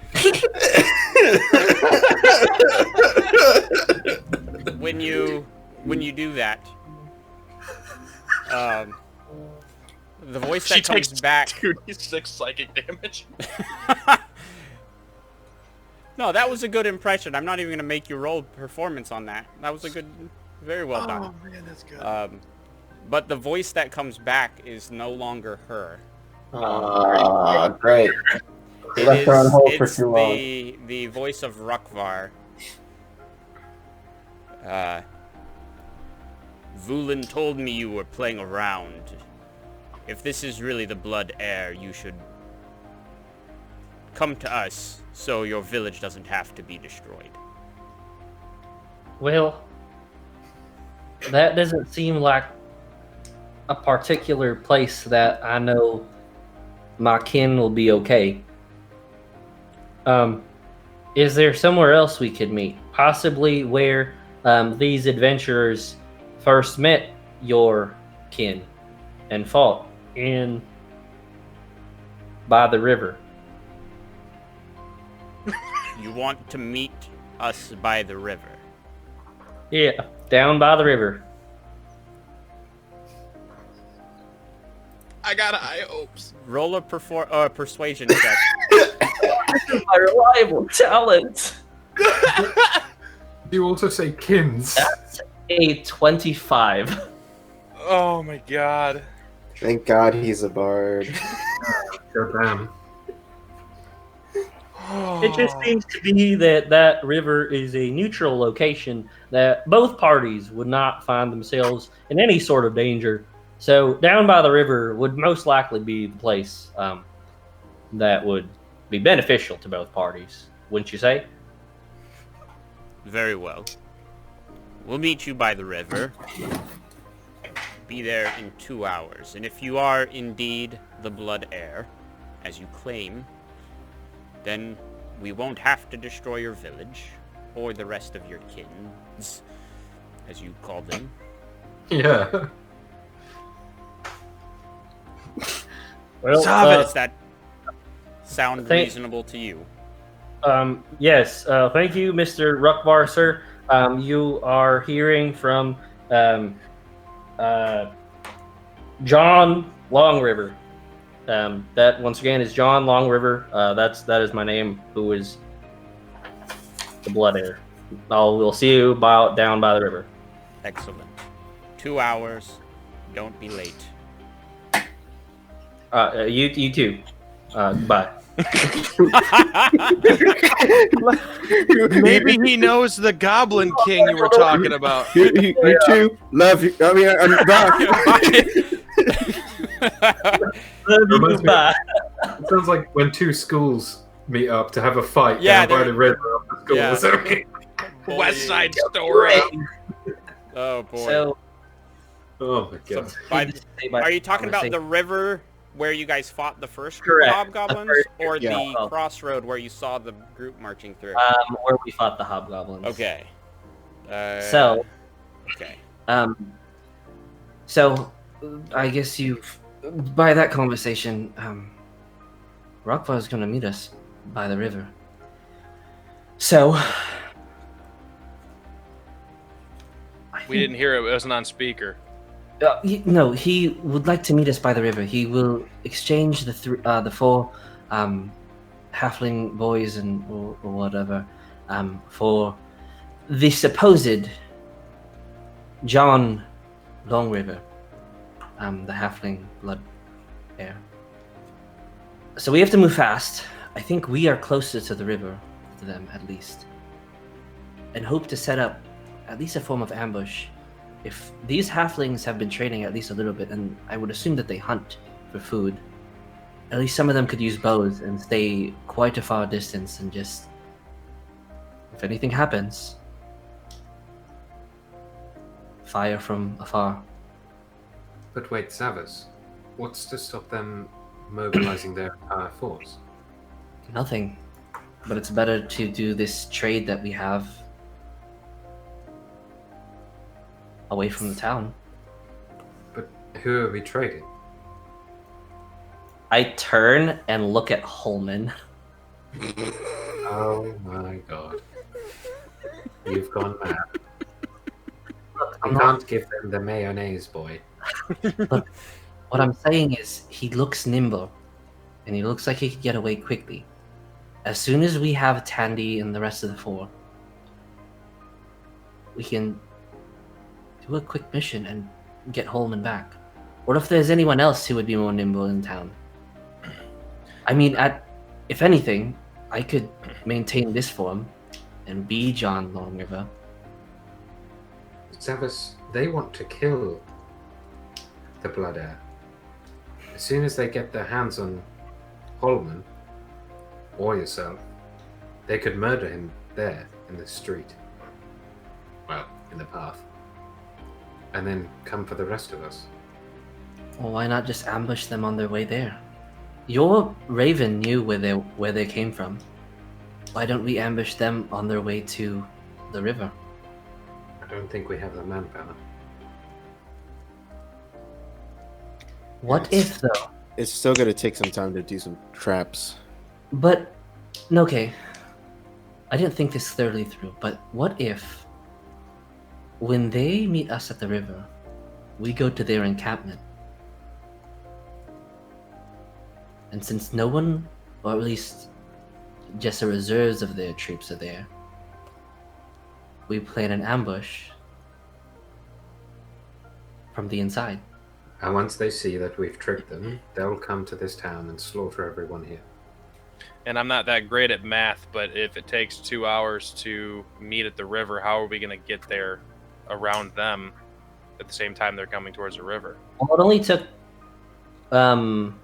only took Tandy an hour to get to the thing, because it took us. Okay. It took Tandy an hour because when you contacted him, he said that he just got there. So, players, in terms of trying to figure this out, what we actually do. So essentially, what you're saying is that we are splitting the party. Oh, that's not where I was going. But I mean, we're gonna just send Holman by himself to go We just and don't meet them. send anybody to the river. I mean, we could also call them back and then say, never mind, the trade is canceled. We'll come meet you. Because we still have we have 2 hours. Give us another 20 minutes to figure out another plan. And then we'll call it. The thing is that or we can do the really stupid thing where it's like, oh, that river. I was talking about the other river, and we meet them at a different river. honestly, Well, it seems like it's possible that in any way that they realize that we have tricked, deceived them, or anything, they're probably just going to kill everyone that they have and then go to the town. And kill the town. Then kill the town. That's the thing. So what if we go to, like, because we're gonna assume that it's gonna take him an hour to get to the river. So what if we start leaving now, meet them right when they're leaving camp, and attack them right when they're about to leave camp? Or what if we prepare to meet them at the river, but with two different plans? With the Raven or some scout, we can tell their numbers. If they're a smaller force, we prepare for a fight. And if they are a much larger force, we proceed with the trade. I like that too, because at least the Raven can. Well, the Raven can't talk to you while it's out, or can it? Well, I can tell it when it sees them to return to me. Okay. I'm assuming it can fly faster than, because we would only have an hour to prepare, regardless with how many. We can start moving our way towards the river and be at the river there, so that way it's only half the distance for the Raven to go, and then you can find that out. But Riken talking, I don't really care what happens. I have my main mission is to kill Rukvar. So whatever's going to happen, he's going to attack and kill Rukvar. That's so okay. So should we ask the town, Bartholomew, essentially, to give us all his best hunters, and say? I honestly think that they should just stay by the town and protect the town in case things go south. Okay. Oh God. I think essentially we are their first line of defense, essentially. Okay. And then we can do that. But we are compromised because Riken will just attack Rukvar when he sees him.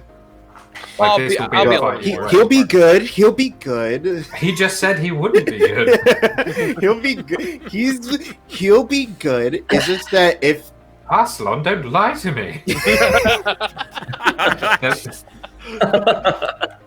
I essentially see it as if things start to go south, we let Riken off the chain. If I have to if things go south, I can still be I can be tactical still. I still can have some sort of a plan. I'm not just gonna go guns blazing. If things go south, I put everyone to sleep. As much as he can. I think that's what we're gonna go for. We'll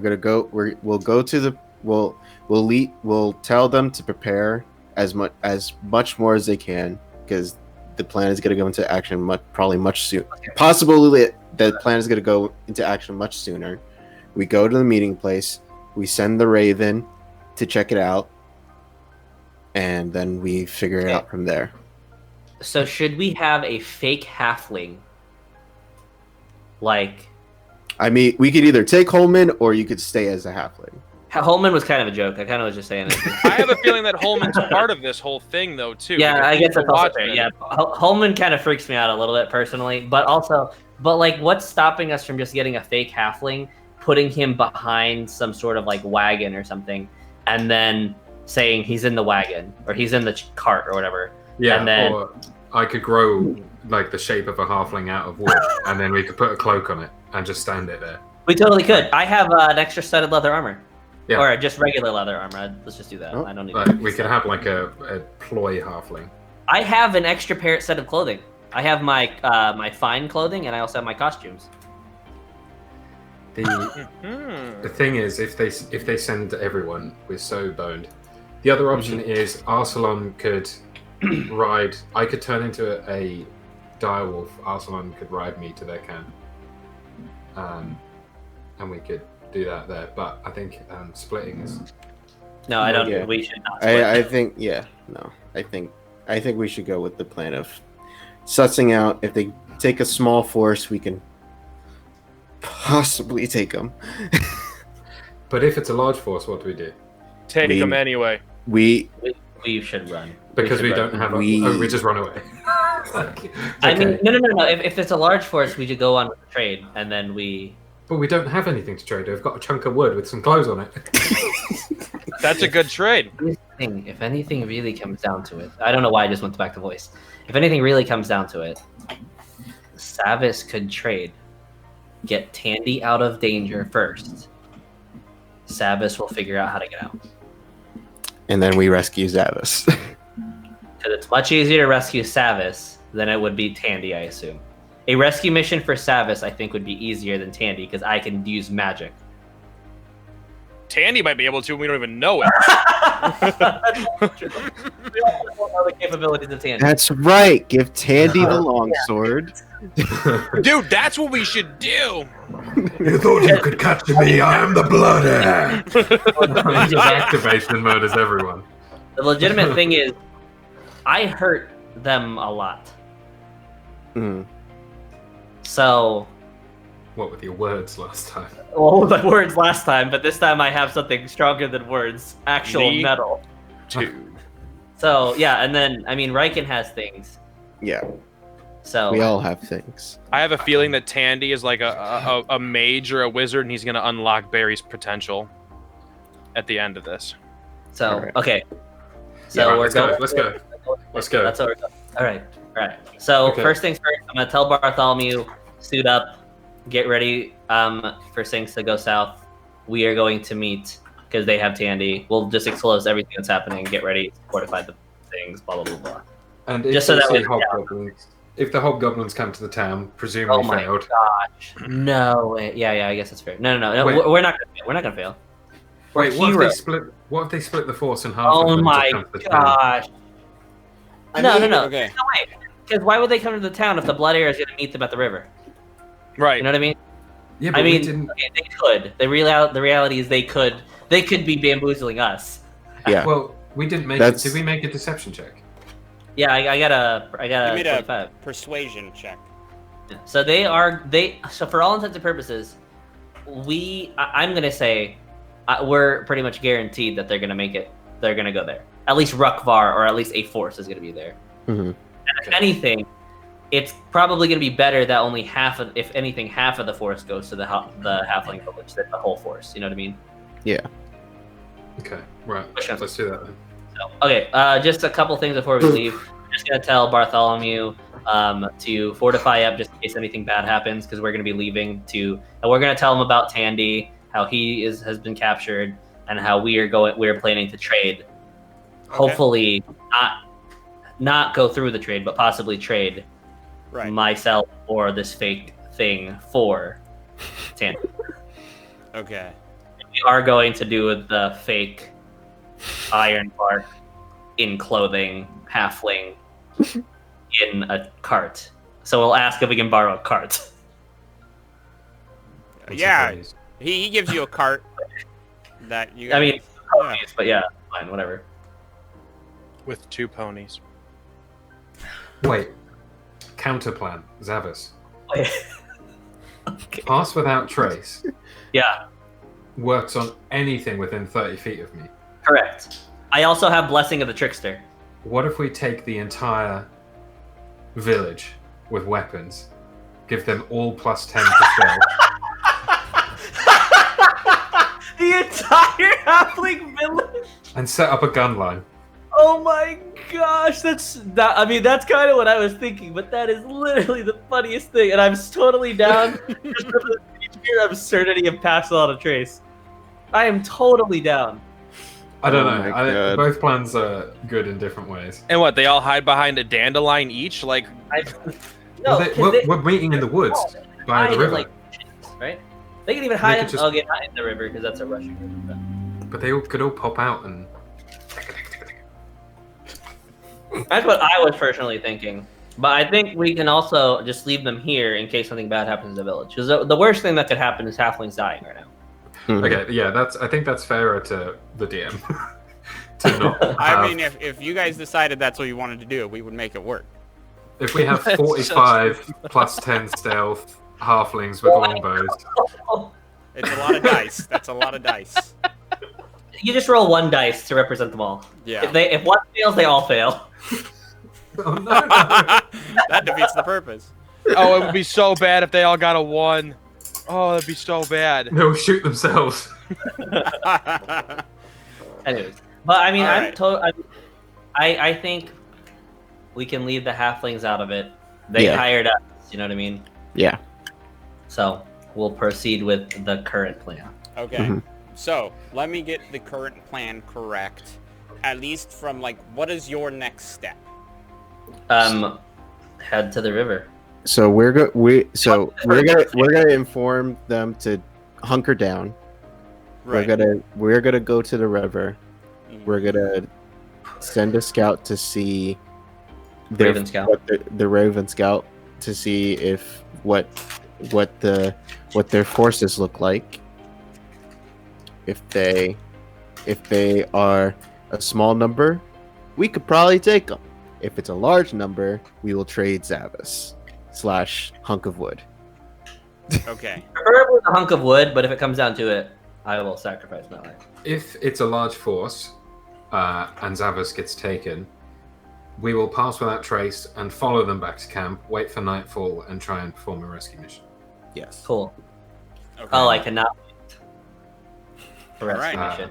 And I Mission kind of Impossible already thing. feel like rescue mission is probably going to be the number one thing, but we'll see what happens. I really hope it's not. I hope if we can do a little I fight, also that'd be good. But yeah, we'll see. So yeah, that is the plan. All right. So you guys take your cart. You have the chunk of wood with some clothing on it. And you guys head out into the woods. The Raven kind of leading the way. Well, you guys remember where the river was. Mm. And you guys arrive. Because the Raven's going ahead to their encampment to see what they're sending to us. Right. Wait. It's kind of getting in between it you once? and them, right? Oh no, it can't be used for 2 days.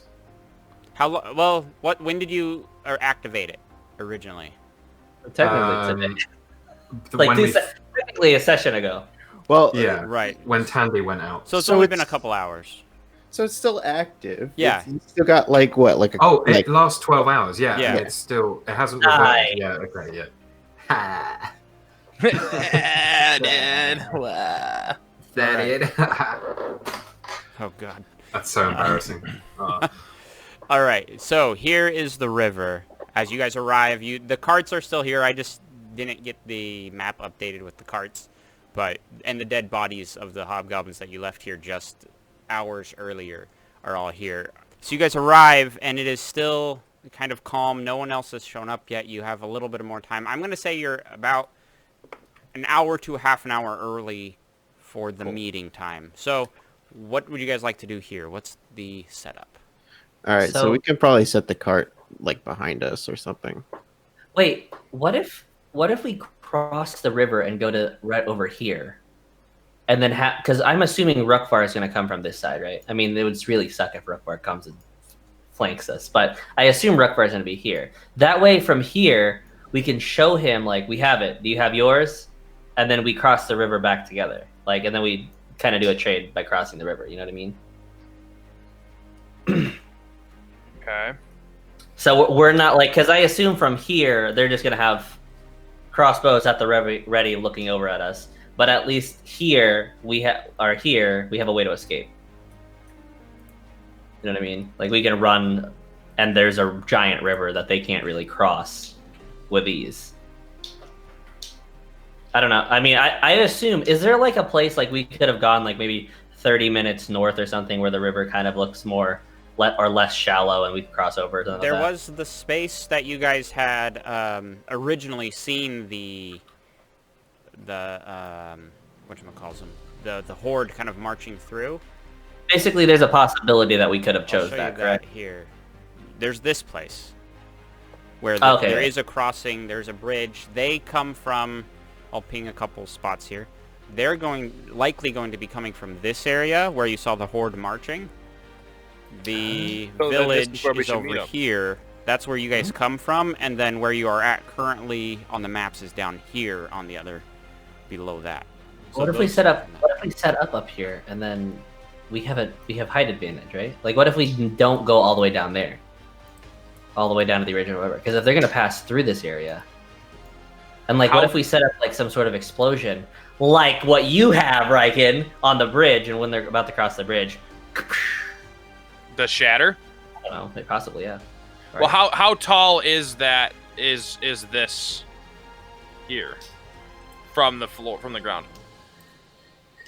That I'm going to say that's about a 15-foot kind of cliff face there. Okay, that's where I will stand because I don't want him to see me anyways. Because just in case, as if he knows who I am for some reason, I don't want him to know me. So I just I'm changed gonna the thing hide. because I didn't know that this was a thing. Richard, did you see my message there? When? Just now? It's now you're asking about an Oh. animal. No. It did not Okay. come through. Was it like, did you whisper it? Yeah, I just Or put did it you- in game chat. I was just wondering about would I have seen on the voyage? Would I have seen a giant octopus or an octopus? You'd have seen a regular octopus, not a giant No. one. Okay, I want it like an amphibian animal, and it's between giant octopus or giant toad.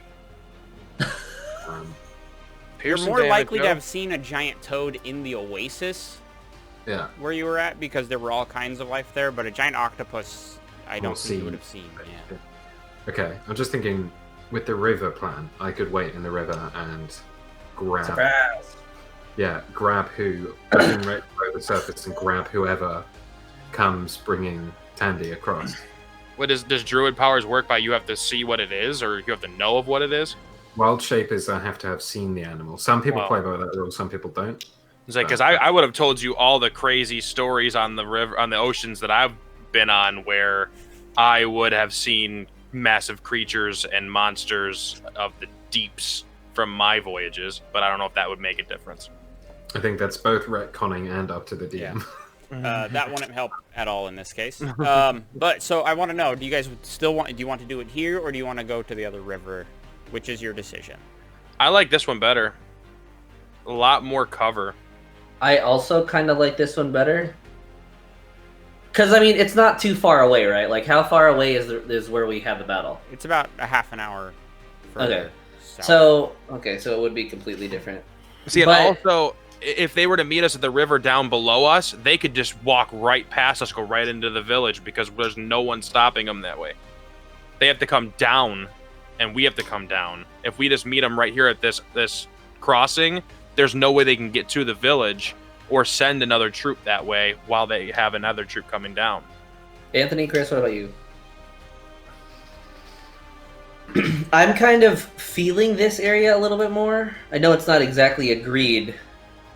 I have a plan for either. I'm okay with either. With this one, I have a idea for spike growth. Because, I mean, you get a lot of utility out of the piercer thing, right? Yeah, so spike growth would just be like grabbing at everyone who's coming through.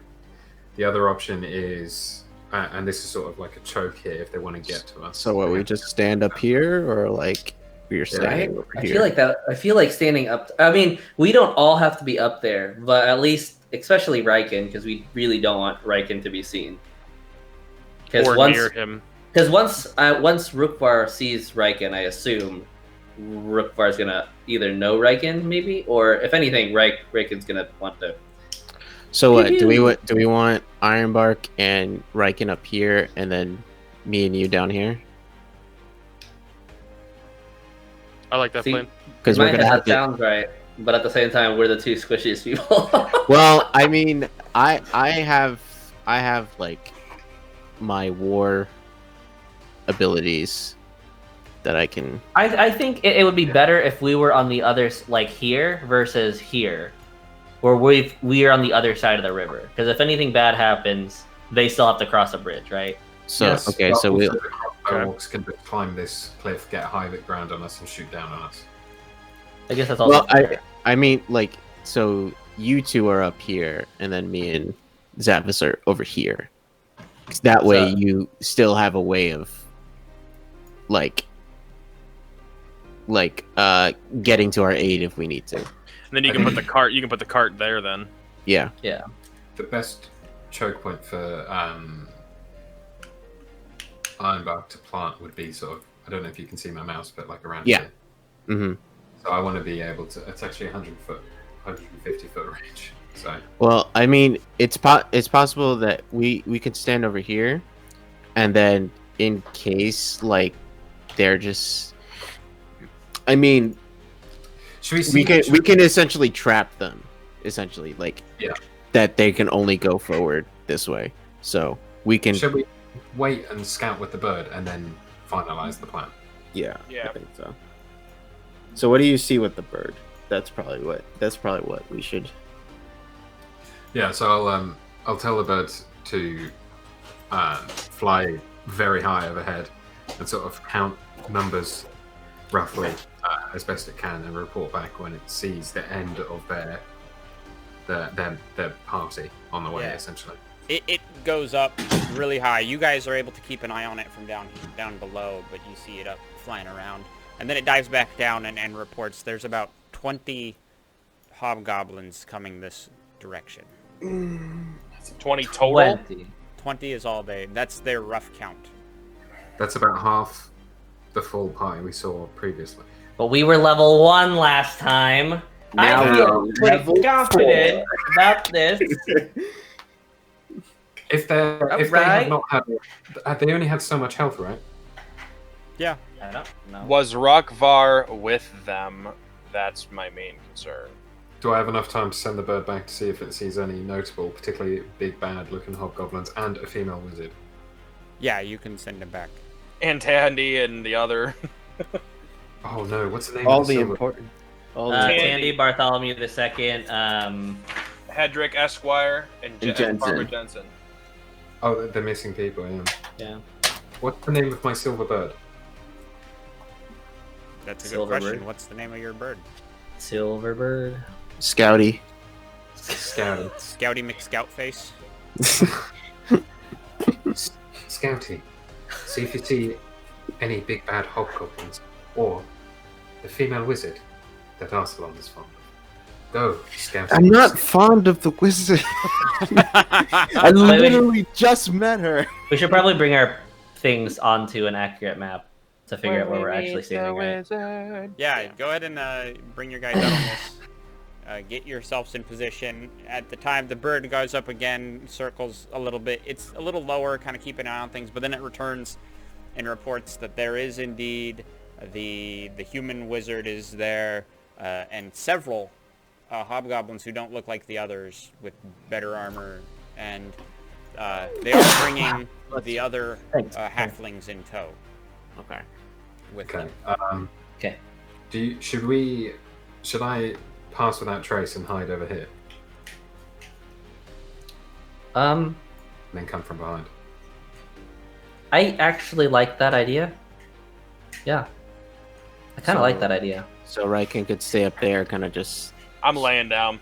Dude, he's gonna like Thor hammer slam down into the center of these guys. Start That's swinging. my plan. Oh, this is Alright. going to be so badass. Okay. I just want to get a battle in so bad. So if you cast Pass Without Trace, does Ryken need to be with you in order to be affected by it too? when or- I cast it, everyone has to be within 30 feet of me, and then Oh, okay. I will actually go up to Riken before we kind of split directions as soon as we have a plan. And when they're about an hour close, Riken, Yeah. I've noticed that you've been kind of anxious the past little bit. Is everything okay? I tried to pray and repent for letting Tandy get taken, and in asking for some sort of a sign, the river took my rabbit's foot. You know, And go I on. used that to keep me calm. It calmed the storm within me. You know, I've actually had an encounter, at least from what I believe, with some sort of being. I've never really thought much of her outside of just being faithful in general, but when you guys left I wasn't just paying my respects, I was trying to reach out to her. And I feel that you've inspired me to actually be able to look and ask her for help. So sometimes you have to lose things to gain something else. And I think I'm supposed to give this to you. as I place my hands on your shoulder, and you feel this kind of warmth that can only be explained as like a change of demeanor. I wasn't always this charismatic person. I actually used to be quite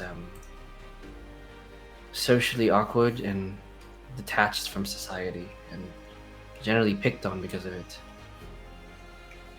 But the blessing she gives me is the blessing that I give you.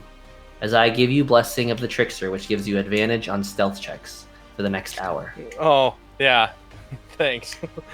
So that nullifies your disadvantage Okay. that you normally So- have. Stay strong. Stay sound mind when all things become chaotic, as I'm sure they will. I'll nod my head because I have no idea. I just thought he was being very, very poetic and extremely like helping, and I didn't think he was just making it so that I didn't shake my body all over the place. You do legitimately feel a sense of magic. Oh, okay. though. Okay. Yeah, it is not just me saying things. You actually have a blessing from whatever deity I am now serving. Okay. Got it. So, Appreciate it. All right. just in guys- case. Riken as well. What was that? Or can I say something to Riken? Yeah. Perhaps to everyone.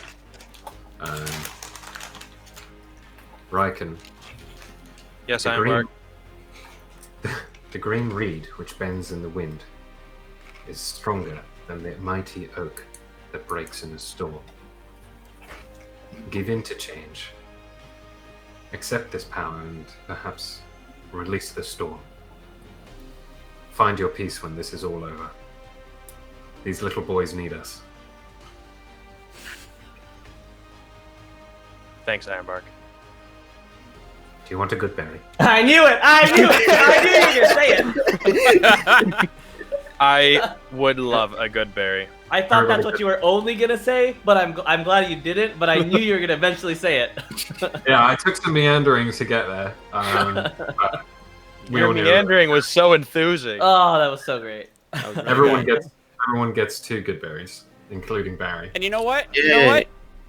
Inspiration all around Nice. for the whole party. Everyone gets an inspiration. Zach, an inspiration is you get to choose when you want to spend it to give yourself advantage on one roll.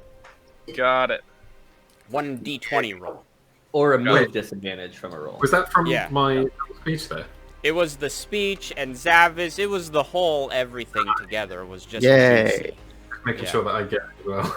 Everyone's getting inspiration from all that. Are you guys feeling set up here now on the map? I'm Have gonna a first plan? look at Except for Arsalan. Ironbark. Ironbark moves. Yeah, well, once they're about half an hour away, I'll Okay. cast Okay. Oh, you're I'm saying gonna- to get past without trace on everybody. that trace, and then I'm running off into the woods, and I'm going to just sit against a tree, just like Right. invisible. Okay. I'm gonna look at Arsalan and like in that like expecting to hear something from him too kind of thing. You okay down there, Arsalan? I'm gonna look at Riken. I'm just be like, Riken. And I'm just gonna nod my head. I'm like, it's more just Riken. Yes. You can, if you can, hold yourself off until we need you the most. You'll be able to get justice for your mother. Okay. I promise you. What does Barry say?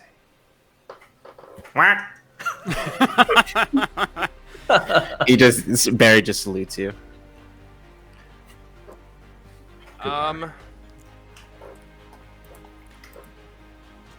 And We go. so it's okay. I'm going to, as I look at him, I'm gonna cast Bless on the group. as Nice. That's actually Yay! Oh, cast it closer, because it only lasts a minute. Yeah, I was gonna suggest Yeah. just wait until Well. It doesn't. the Well, it doesn't say that, so that's what I wanted to. Oh, okay, I see it there. Okay. duration. Yeah, yeah. Oh, I wait. have it. I also have bless. So double blesses, boys. So I'll make sure I cast bless as we see the group coming. Like, or maybe I don't know. Maybe I won't do anything. Maybe I'm just gonna hold it off because I did not see that. So I think I won't. new rules. All right. New player. All right.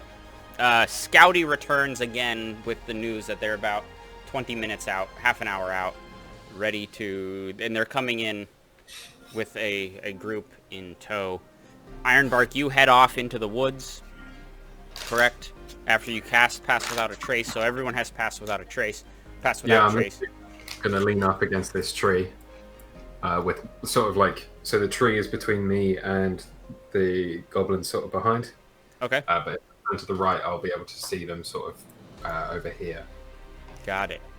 And I'm just going to observe, and if things pop off, I'll be there. All right.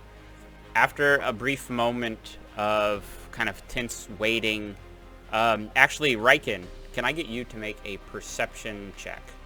Yes, sir. I got good perception.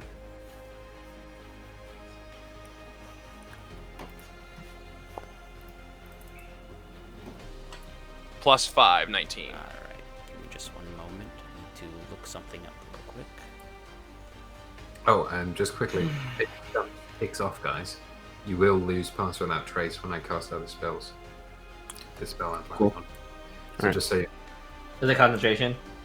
yes, unfortunately. Well, it's only when you cast another concentration spell. Yeah, which Yeah. it will be. Oh, okay. Okay. As soon as it kicks off, the spike growth is concentration as well.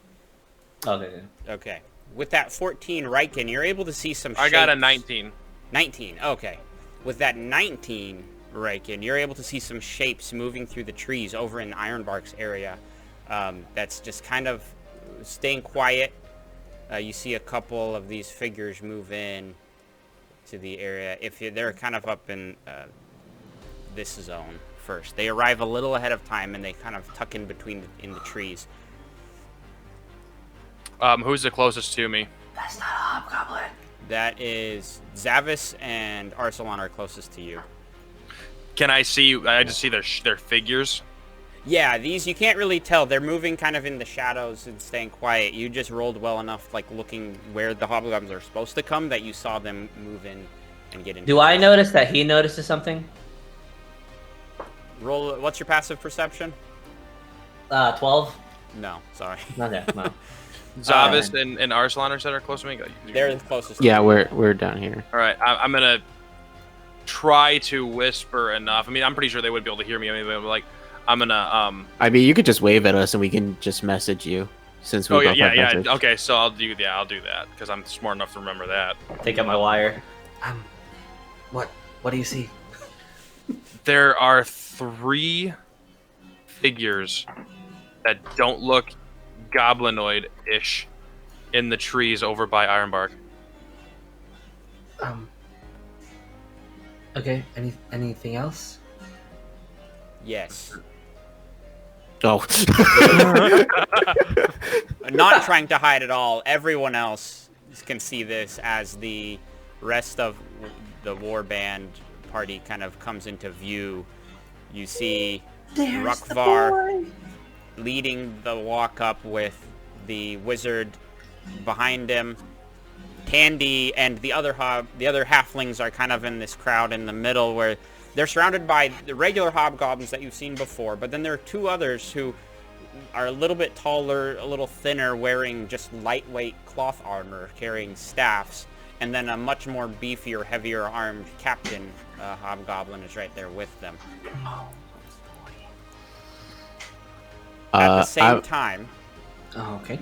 Oh at boy. the same time, I just want to give you guys all the information here. Mm-hmm. Another band of hobgoblins arrive and post up across. Okay, I was wondering where the rest are. Riken, you guys are still pretty well hidden. Riken is staying quiet as best as he can. So, I'm gonna whisper even quieter because he can hear me through the message. Not only do we see them there, but there are 2, 4, 6, 7 other hobgoblins across from me on this cliff. But they do have Tandy and the other goblin or other halflings. All right. Stay put. Me and Arsalan will handle the talking until we need you. You know exact when things go south. Then it's your job. So I'm gonna message Ironbark and just be like, Ironbark, be wary. Riken just told us there are 3 figures hiding in the tree lines. I don't know if you can see them, but they're possibly by you. And just get ready for anything to go down. I can't remember. Can I reply to that or not? Yeah, you can reply to to this message. Uh, thank you, Arsalan. I'll have a look.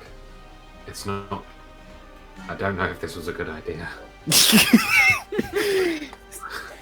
All right. Let's give it a go. Can I do a perception check to see if I see the Yeah. little figures in the bushes? Yeah.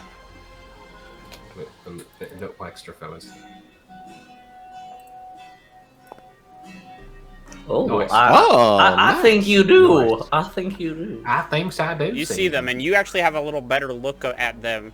They're definitely hobgoblins, but they're much quieter, lighter, sneaky hobgoblins that are coming in. Freak us up with those horns, man. Horns are freaky. Anyway, They're the descendants of Matt Demon. shut up. God darn it. Oh no, not Matt Demon. Oh no, it's Matt Demon, the true antagonist. So, Matt Demon You mean- is Gawk. Oh no. No. Oh my No. so I already made that. Do me and Arsalan, or do Arsalan and I see Rukvar and Belden? Oh, definitely. They're walking up, and at this point, they probably see you unless you're trying to hide. No, we're not. maybe we're I think just- we're pretty open. I look at Arsalan. Still think this was a good idea? I mean, what else could we have done? Honestly, It was either just raid. It was either raid their camp or do this. Did we Let's level hope- to 5 before this? Let's hope that at least the politics. Let's hope at least politics will quench their thirst for bloodlust. As I turn and look, are you the one they call Rukvar? I am. Are you the Blood Heir? The Blood Heir is sitting in the cart. He's quite scared at the moment, but he is here. Did you bring what you said you'd promise? I did. They're still alive and well for now. May we see them? He motions, and they bring the group with Tandy comes forward with him and the others in tow. All three, the three And other, the other three are there too, yeah. Okay. Tandy, are you okay? They pull like a gag off his mouth. I'm fine. They haven't hurt me yet. Okay, we'll. Who are you? Tandy, you were the one. Does he really not know? No, I'm not disguised right now. I thought you were only, disguised. No, it only lasts an hour. Oh. Yeah. Oh, It's okay. been 2 hours. No. Who the hell are you? I've been undisguised for quite some time now. Okay. I was going into thinking you were disguised, which is why I was asking if you were the. You know. That's why I said the Blood Heir was in the cart. In the He's cart, hiding right. and scared. Yeah. No, I'm Savis in the flesh. I'll just cut that part out. Yeah, I totally. that part No, out. it's been an hour. Rewind that. Leave it in there. You got to show that the DM has some sort of. Well, I mean, no, I I mean, cannot be I at could have fault. said something. I cannot mess up. No, yeah, it only lasts an hour. All right. So I repeat that. Tandy, are you okay? Yes, I'm fine. Okay. Well, We're we'll get you okay. out. We'll get you out. Don't worry. All right, Rukvar. Great. What is it? So, how are we gonna do this? You hand over the Blood Heir, and if he is indeed the Blood Heir, then you will have your other friends back. We'll send the ponies on the bridge. You send at least 2 of the boys on the bridge. That way we know that the transaction is still happening. We'll stay on this side still. Make a persuasion check. Oh, you got this. This is what I love to do. Not using the obsidian dice because that's hard to see. That's going to be a 21. All right. He motions, and the two hobgoblins in the back escort two others, an older gentleman halfling, and the one who is the spitting image of Bartholomew, are escorted up to the bridge, and they're pushed out in front, leaving Tandy and what you assume is Enrique Esquire back with the others, but they have Farmer Jensen and Bartholomew are walking across the bridge right now. Okay. All right, I send. Yeah, go ahead. Go ahead. I was gonna just send the horses over. Oh yeah. As like in the midst of like sending the horses, just in a very quiet whisper, I'm gonna say, Arsalan, can you tell Ironbark to grab Tandy and make sure he is safe if anything happens? Okay. Like I'm saying that as I'm like pretending to like prepare this Blood Heir, like, and like laying him down in the cart and everything. All right. So as I'm sending off the horses, I message Ironbark. I'm like, grab Tandy, make sure he's safe. Arsalan, it might take time if there's these three fast small ones in the bushes, and then wait, how does he talk again? Arsalan, it might take time. If there's these three smaller ones in the bushes, to get him past them, I'll see what I can do. Good luck, Good luck to you. friend.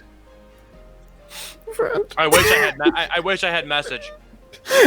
There's so many things I want to say and try to figure. I can't do anything. As all the parts are moving at the current moment.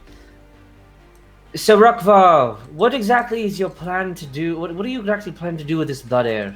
He's quite scared. As he should be. So what exactly did he do? Why do you need him? What is he the heir of?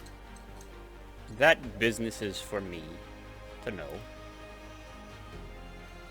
You'll see soon enough what we intend to do. Well, you push the cart, or the cart continues across.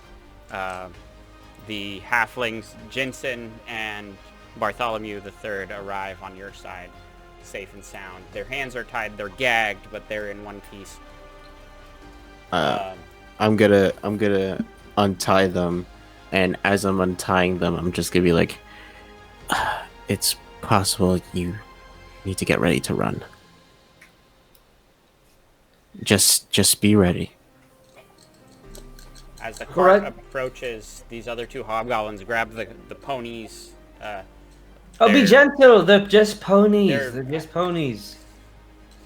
Their bridles, I was trying to say, and leads them over to Rukvar, who then walks back to the. And the other two, the boy, the one that you just got, and the others, send those as well. You have the Blood Heir. This is the Blood Heir.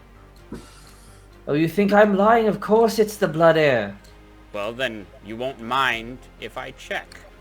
And he pulls Let me out know when to set it on fire, and I'll set it on fire. What was inside that cart? So loads of barrels of explosives. The freshest fireworks of Redcairn, of course. And then I cast Scorching Ray. Legitimately, though, it is one of Ironbark's like empty shells that just has one of my costumes on it. It's one I use generally for entertaining children. It's kind of, the pants are a little smaller than my general figure, just because it's meant to be comically that small. So it kind of fits a halfling. I assume there's no face, and it's obviously a ruse. As I scream, as I also scream. Also, as you, it's like, but as he's like pulling it over, it's like, I also have a surprise for you, Riken! As I scream Riken. I'm gonna jump up in the hopes that Ironbark does something too. And I'm gonna scream, Quite gross. Rukvar! I am Riken of Kalma, the Isles of Velaros, descendant and grandson of Kastalos the Angel. You murdered my mother and destroyed my village, and I am here to seek my revenge, and I'm going to sprout my wings. All right. Yeah, Okay, just time for full-on, initiative. full wingspan. Because that's for effect. Yeah. Rukvar's clearly already seen the ruse going on. You're standing up there. He looks at you, Riken. Which And- village was that? Kelma. Oh wait, Sound awfully chill now. wait, are you That's asking me? Rukvar asking Oh, you. I'm pretty sure he heard me. Damn it. I'm going to throw the hammer. Okay. All right. So here's how this is gonna play out. This is the action. You guys can do. I'm gonna give you each one action, not a full turn, but one action to do before we roll initiative and get into a real fight here. Okay? All right. Well, then my action would have been the wings then, unfortunately. No, that's free. That's a free one for you. Okay. This is where I draw the line of this is your action now. Okay. Does anybody else recognize what Riken just said? Hello, my name is Inigo Montoya. You killed my family. Prepare to die. That's exactly my point. Anyways, okay. That was a Interesting. Tuesday. Oh man. Just a quick question for continuity. The dummy that we sent across, did Rukvar see the words "You're dumb" engraved in his face? Yeah. Yeah, he would have seen that. Haha, stupid. Okay. You guys each will get an action. Just an action, not a full turn. Again. So, we'll start with Riken. What would you like to do? I was throwing my hammer. Alright. And I threw my hammer. It says inventory. As long as it's anybody within 20-foot radius. So I'm going to throw it. You can literally just throw it like right here. Well, I don't want to hit try not Tandy. I don't want to hit Tandy. I want to throw yeah. it right here. I want to throw it right there. So it hits all of those people there. So, right there. Yes. Okay. Apparently, I'm going to take damage. But I'm higher, so it doesn't think it matters. This But one I'm going to delete.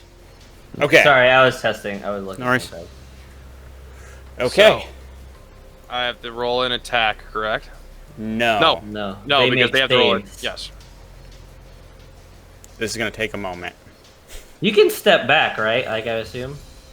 No, wait, hold on. Move it 10. Move it 5 feet forward, and you won't hit Tandy. You'll hit the other. You'd hit these goblins. Yeah. Okay, then I'll do that. Yeah, I'll put it right. So that, like, I would assume you know not to hurt I yourself. throw it right at Rukvar. Right at Rukvar. Oh, that's sick. No, right at Rukvar. Right, centered on Rukvar. Nice. Yeah, And it'll hit Right at them Rukvar. too. Yeah. Oh, sick. Yeah, that totally makes sense. That takes Math. more sense than anything. I did Alright. something right, Sick guys. boys, sick boys, sick boys. Okay. And it hits them all. Here we go. Here we go. Oh boy, This is going to be a lot of dice. We're going to start with the regular hobgoblins and work our way up. Oh boy, oh boy, oh boy, oh boy. It's a saving throw. Yeah, saving 12. Dex 12. Dex 12. All right. Which Fail is that. not say. good. Yeah, fail Yeah. that. Fail it. Failed. That's right. Hit that fail. Actually, you roll up your damage real quick. The 4d6. So then, as we're going, we can just I can apply the damage. Got it. Hit that. Don't even get we're gonna slay them now. We're not even gonna have a session 4. I don't know why. I don't know why now I'm overconfident. No, Why did it only roll 1? the math was wrong. Just do a manual It's so roll. aggressive. Got it. The roll macro must have been wrong. So that's D6, right? It's 4d8. D8. Or was it d6? Read Oh, the fine. text. Read the text. I'm I gonna bounced say- between the two for a bit. It is 4d6. 46. Okay, there Okay, you go. it's still half a fireball. Half a fireball. Yeah. All right, so Yeah, half a fireball. d6. So 1, All right. 2, 3, 4. Oh my! 21 damage. All right. All right. That is all. That you're literally 3 points off of max. That's what we needed. Actually, Uh-oh. I could also use my one thing that I could actually max it out anyway. No, you're fine. I think you're fine because I don't think 3 damage is gonna do any. I don't think. No, Because yeah. like you can save that for something else. 3 damage is. This is perfect. Okay, so yeah, 21. All right. Oh, this is sick. This is sick. First one just outright died from your hit. Heck yeah. It was 21 damage. So half Yeah. is actually 10 damage. Yes. Oh, we rolled that. We do the down thing. Dang it. But hey, they're still taking damage. They're still taking They're still damage. taking damage. They're taking damage. Okay. Okay. So he's... How hurt's he looking? Well, half dead. I guess that's fair because we know 21 definitely kills him. These guys didn't. There's no way they had more than like 15 last time, though, right? We wouldn't have survived if they had more than 15. Okay, it's fine. Okay, It's okay. It's okay. It's okay. we're starting to lower them. We're starting to. They're lower still the taking range. a lot We're of damage. whittling them Yeah, down. yeah, yeah. Fine. We're fine. We're fine. Yes. Sick. 12. This is a lot of just like math and This is keeping frightening. things straight. Dead. Nice. Dead. Okay. Cool. Dead. Cool. And this, while I'm doing this, Riken, describe what this lightning explosion looks like. So it's gonna come swinging down, and it's gonna go right about right about at Rukvar's face. It's just gonna go, and it's gonna vanish, and with that vanishing, it's gonna go inward. Like it's gonna look like it's like a black hole, and then it's gonna just shoot Implosion. Oh, that's implosion, sick. and then lightning's just gonna bust out of it. That's sick. All And- right. All right. There's just Chill. lightning just shooting everywhere and hitting everybody, and then when it hits them and they die, they just decimate. Oh, that's so sick. Okay. All right. That's all the hobgoblins. All right. That's all the hobgoblins. All right. Well, there's still No, the there's the two ones. Oh, up Well, there. that's all the small ones. That's yeah, all the there's little still- hobgoblins. Yeah. Yeah, there's these two. I don't know what the heck is up with this guy's face. This guy looks weird. that's a captain. This guy's freaking me out a little bit too. Yes. Kill! Get that captain out of here. No, it Get ain't out gonna kill it. It ain't gonna probably kill the captain. Yeah, Doesn't, I mean- doesn't kill him. Okay. He well, takes I tried. We tried. like he feels the lightning. He gets hit by it, but he does not Ride the lightning. take him out yet. I assume that cart is absolutely decimated, though. Oh yeah, the card's gone. All right, so there goes my idea, but it's fine. Dude, you need to throw the fire onto the lightning. Okay. You know. It's fine. It's You fine. know. It's fine. You can. I don't. He's I a don't- spellcaster. He barely has health, right? I don't One like. would I think. don't. One I would think. don't like that name though. Devastator. Oh God. Okay. I don't like that name. He can't have a lot of health. There's no way. He's like he's a mage. Mages don't live. Oh gosh, man. Oh, is that for? That's That's for for. the lady. That's for the lady. That's right. Oh, come on, Rukvar, take my damage. Did I not? Hold on a second. Hold on. Did I not get her? rolled Bend up? to his knee. Oh, there it is. Daniel, what's got into you? I'm super. I haven't been a part on this side of the DM screen in a long time. So, I'm super excited. I'm actually She's doing still damage, alive. guys. Okay, I mean, I imagine she's fine. Yeah, she's probably fine. Give me that look. Oh, yeah, we take. Okay, those. all right. We take those. You know, I am So- perfectly fine with those hobgoblins He staying should alive. take an additional damage for the fact I threw it directly at him, but Nope. Oh, okay. the implosion Uh, hits him. He failed his saving throw. You did take out from that 4 other hobgoblins in one swoop. 2 of them are staggered as the lightning just dissipates. Rukvar, the wizard, and the ones in the back seem The captain is a little more shaken than everyone else, but the others are looking pretty okay. Yeah. So that just happened. We need Sick. to clear. I definitely like jumped up in the air and like threw it like Zeus. You can fly now, right? Oops. Yep, I have a 30-foot flying speed. I assume that. I because can of- fly oh like I my can walk. Gosh, that is so sick. Which is also why I told my other ASMR, no, you can't fly. Well, no, I can fly at the same speed as my walking speed, which sucks. It's Wait, what's your walking speed? It's like you can 30. That's still fine. I'd rather have 60. Well, I mean, or 50 maybe, or even 40. Having a slight more advantage is just that's how they wrote it in. It's terrible. but at the same time, now no one can melee go. They just have to shoot at you. Yeah, which they all But probably you have can pull crossbows. that Yeah, Sorry. these guys All right, are probably but- those bow boys. All right, we're gonna keep going. All right. It's been a long session already. Sorry. We're gonna get moving, okay? We'll just go down the line how I have you guys on my screen. So Zavis, your action, one Okay. action. I would like to do something because I kind of want to trick you as the GM. Okay. I'm going to cast a spell, a 20-foot radius spell, but it doesn't do damage. It's just going to appear there. And can I just, like, with goodwill, Yes. you just know it's there? Yeah. Okay, I cast a spell there. As I say, it's like, we will not let you do any injustice to any Blood Heir. As I cast the spell, and Okay. and that's my turn. All right. Arsalan. Okay. I gotta hit cast. I am going to use my circlet of blasting. So you can't miss. No. No, he has to roll still. I I have think. to roll.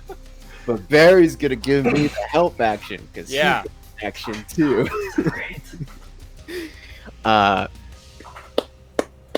And Come on, Arsalan. I'm gonna aim it at Rukvar. Yeah. All right.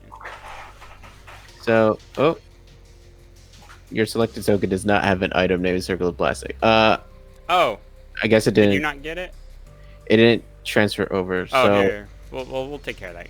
One moment here. Dude.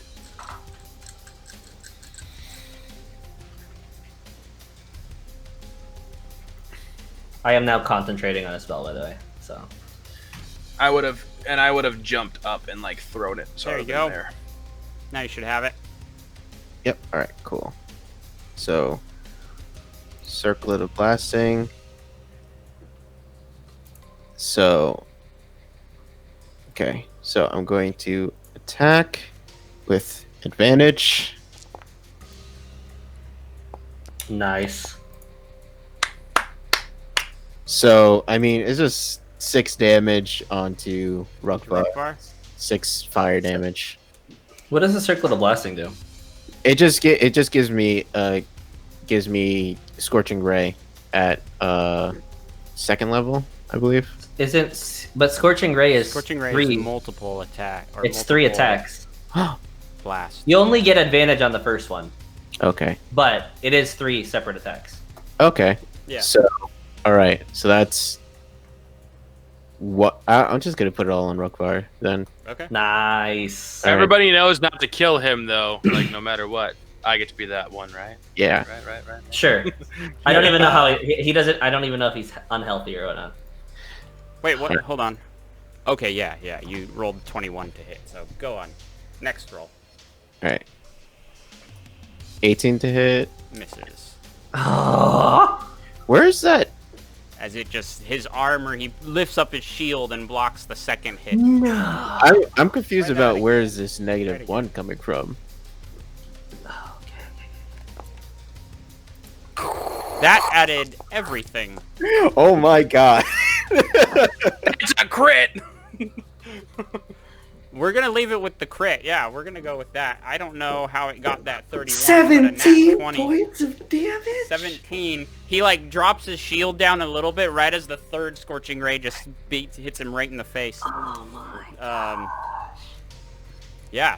So that's your And action. then as I'm just like doing like the solar flare, solar flare stance, and then as it casts its last scorching ray, dims. Right. So I can't use it until the next day.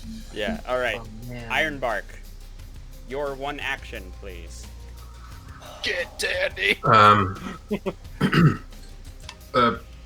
Everything's changed quite a lot. So unfortunately, my whole action is to cast Bark Skin on myself. Okay. I can't even wild shape. That's very boring compared to everything you guys have done. It's all right. It's all right. But they don't know you're in there though, so that's good. They don't know you're even in there. Yeah. Yeah, I'll Bark Skin then on my actual turn. I'll try and wild shape.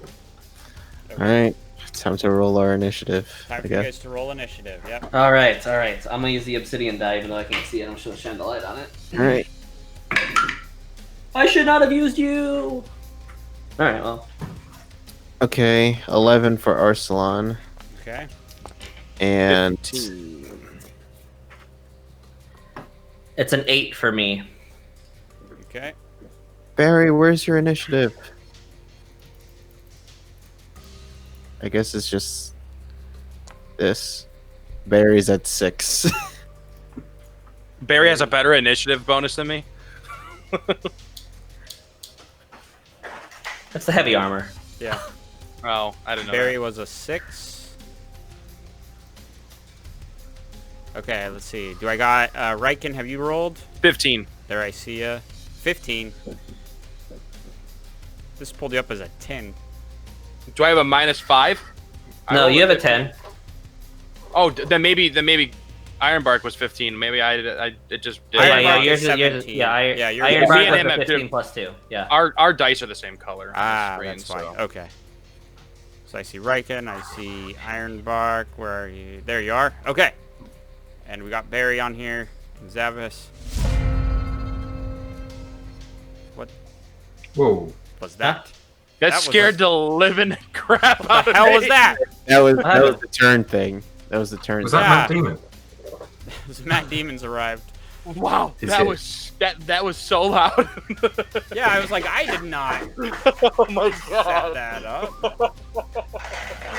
Oh man, that sent a shiver down my spine. Oh, God. Oh damn. wow. Matt is it? Damon. I installed a module that was like threw in a bunch of crap, I guess. Yeah. Okay. We're good. I think we're good now. All right.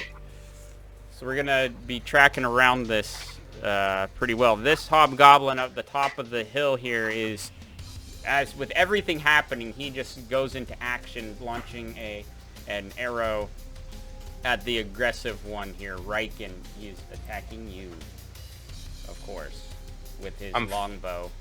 I'm flying. You're flying? Yeah, when I threw it, I jumped like a foot. Got it. No. I don't think that This hits. is... Nope. 18. All right.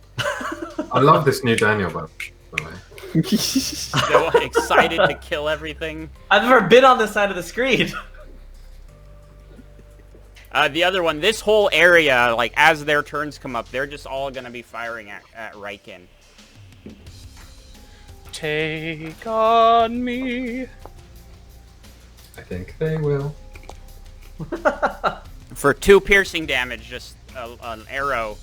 Did that hit me? Does that hit me? Will 17 hit you? No. Oh, for some reason it has the math wrong. I have Here's the 18. character sheet. Oh, I didn't have you targeted, that's why. Yeah, okay, so that missed then. Missed. Yes. There's so much happening on here. I've been on that side of the screen. Yep. I thought you guys were gonna not do this.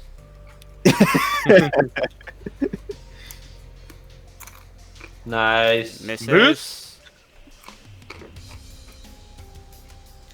Miss. These guys are just firing off their volley. Riken, just you're so bright. But then we get something a little different as this creature in the back. Iron Shadow? runs out. What does that mean? Huh? Iron Shadow. Iron Shadow. Sounds like Metal Sonic, and then there's Iron Shadow. Metal Sonic. Gotta go fast. Runs all the way up here Uh-oh. and grabs Tandy Damn it. Oh no. and pulls him using their bonus action, or their full action, then to run back the full 40 feet. He'd still have to move at half speed because he's carrying somebody, right? Oh no, he's a halfling. No, he's dragging him along. But Tandy's isn't a Tandy little- resisting?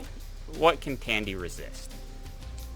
I mean- Tandy. So much is happening so quickly that Tandy's just shook. You jerk. He's shook Clearly- right now. Clearly, he resists my temptation on the phone. Okay. Okay. Okay. Yeah. Whoa. What is going on my screen? What Yeah, I happened? saw that too. It's like a bar going across the bottom. Oh. I think that's just a server. No, that's the initiative. Next. Oh, that's the Oh. initiative. They do have. Oh, the red thing. Yeah, that's the initiative timer. We're ignoring that because I totally forgot that was installed. Yeah, Well, that's so not what I have. so when it is your turn next, it shows up as like you're up next, and then Yeah. it'll be your turn. Yeah, it's got next up written, and the screen's all gone dark. It's- But it's An 18. This one finally gets you, Riken, in the shoulder with his longbow, just piercing in with 5 piercing damage on you. Oh wow. Just 5. Hmm. Ironbark. It is your turn. Got through that first round Noise of of it. hobgoblins. Okay. What Ironbark will do? He'll step out from the brush towards these iron shadows that he can see, Okay. and he's gonna bonus action wild shape into a giant hyena. A giant hyena. And so, yeah.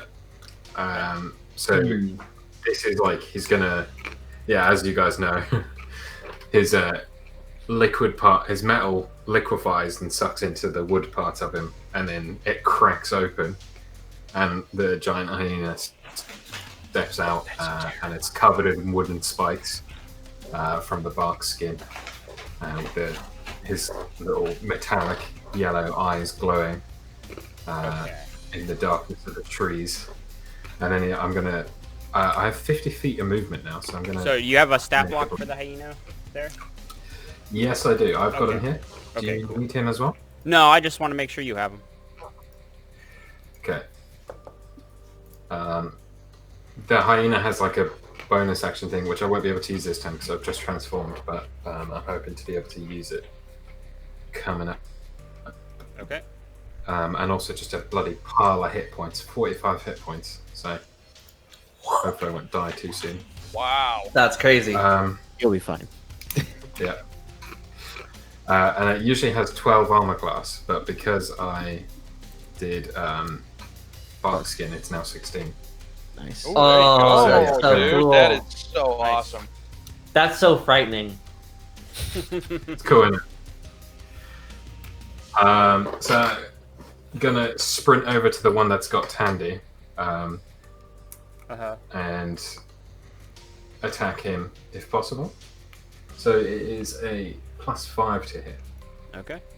Now I have to roll this separately, not off a character sheet, so Yeah, that's fine. it'll be a bit weird. It'll be 17 to hit. 17 will hit. Nice. So you come up as Nice. hyena, diving in, slashing. Roll your damage. This is, well, it's actually a bite. This is Oh, piercing it's damage. a bite. Oh, that's right. Okay. Oh. Yeah, I'm excited. it's all I'm coming excited. together. It's all coming together. 2d6 plus. So 2d6 Oh my gosh, we are going Sorry. so well on the rolls. +3, so 14 piercing damage. Oh, that's so great. Okay. I'm gonna try and like That's grab a hold of this thing. with Okay. the bite and try and distract it from Tandy somewhat. I can't actually grapple it, but that's how I like to envision what's sort of happening, that I'm trying to chow down on it. Another hobgoblin comes back in, gets their shots off at Riken.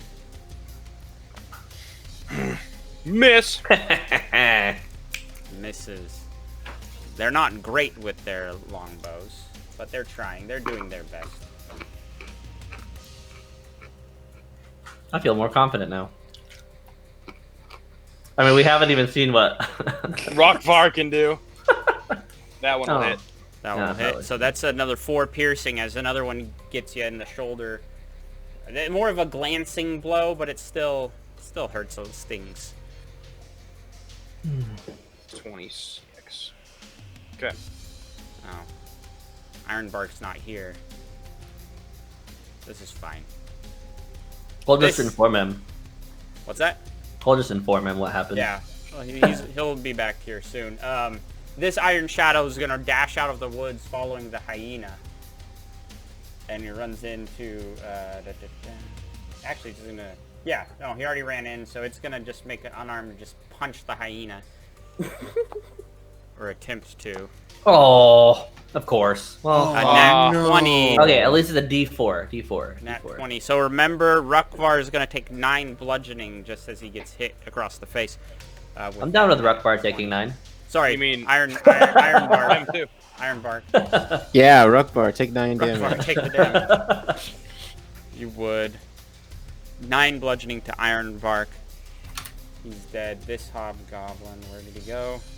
Over here. Mhm. Is he back? Nope. Not yet. Is also going to fire at Riken to try and keep up the pressure a little bit. Flying Angel. Okay. Okay. Yep. Shoot the flying angel. Misses. I believe. Thank Nice. God. That Yes. 15.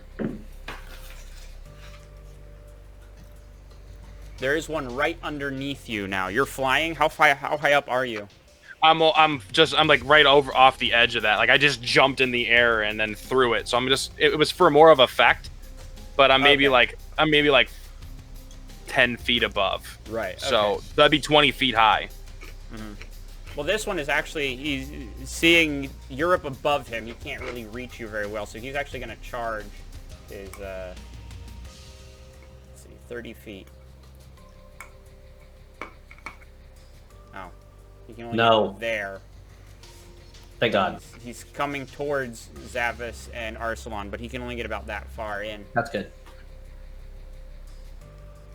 And then he's going to use his action to, as a, the dodge action. Okay. We'll put a little flag on him with that. I don't know what that means. We'll deal with that later. Arsalan, Yep. your that's- turn. Alright, so... I'm just trying to see something.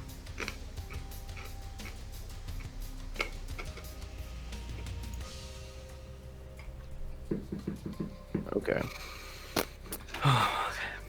Not as much as I would like, but that's fine.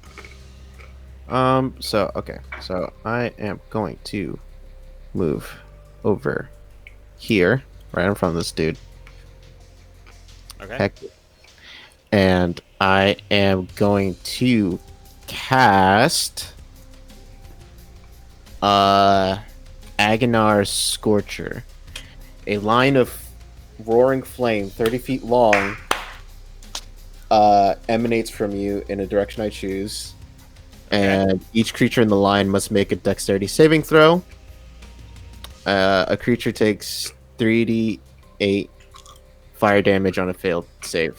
Okay. As you're trying to do that, the elf wizard lady is going to attempt to cast counterspell on you. Does that require a verbal component? No, it is somatic only. Okay. So, boom, Agonizer Dang. Scorcher is counterspelled. Damn it. She's Ironbark, you took 9 bludgeoning damage from an iron shadow punching the hyena. so I'm just gonna be like I Did cast he hit the spell. through my 16? Yeah. Okay, no worries. You got a nat 20. Actually. What was that, Arsalan? No, I'm just putting that I cast the spell. Oh, yeah. Whoops. And it it gave me an effect. It would have went. Oh, yeah, that's fine. Don't worry about it. I don't know why it's going that way, but I don't know. sure. It's weird. I think you had to, like, tell it where to go, but what Yeah. else on your turn? You ran up, you cast that, it gets counterspelled. Let me see. Can I do anything else? I don't know if I can. Okay. Barry. Yeah, I don't think. Oh, Barry has his own initiative, so Alright. I don't think Where'd I he can go? do anything else. Oh, okay. All right. With that, on her turn, she begins to run off also, heading out. Where is that? 30. 6. Almost getting away completely. Cool. But,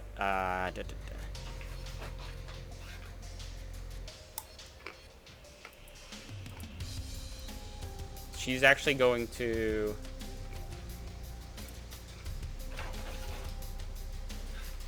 One second. She's going to... Nope, she can't do that either. But I think as she tries, she's going to expend a spell slot to attempt to cast Misty Step out. But it's purely But she verbal, cannot. so she would learn there that it's a... Because I cast wall. silence. Got it. Got him. So she burns that spell slot right Nice. there to no effect Nice. after running to the edge. This hobgoblin steps up and gets up here with Rukvar. 6. Goblin captain. Yeah, and joins in there. He's actually going to use his full...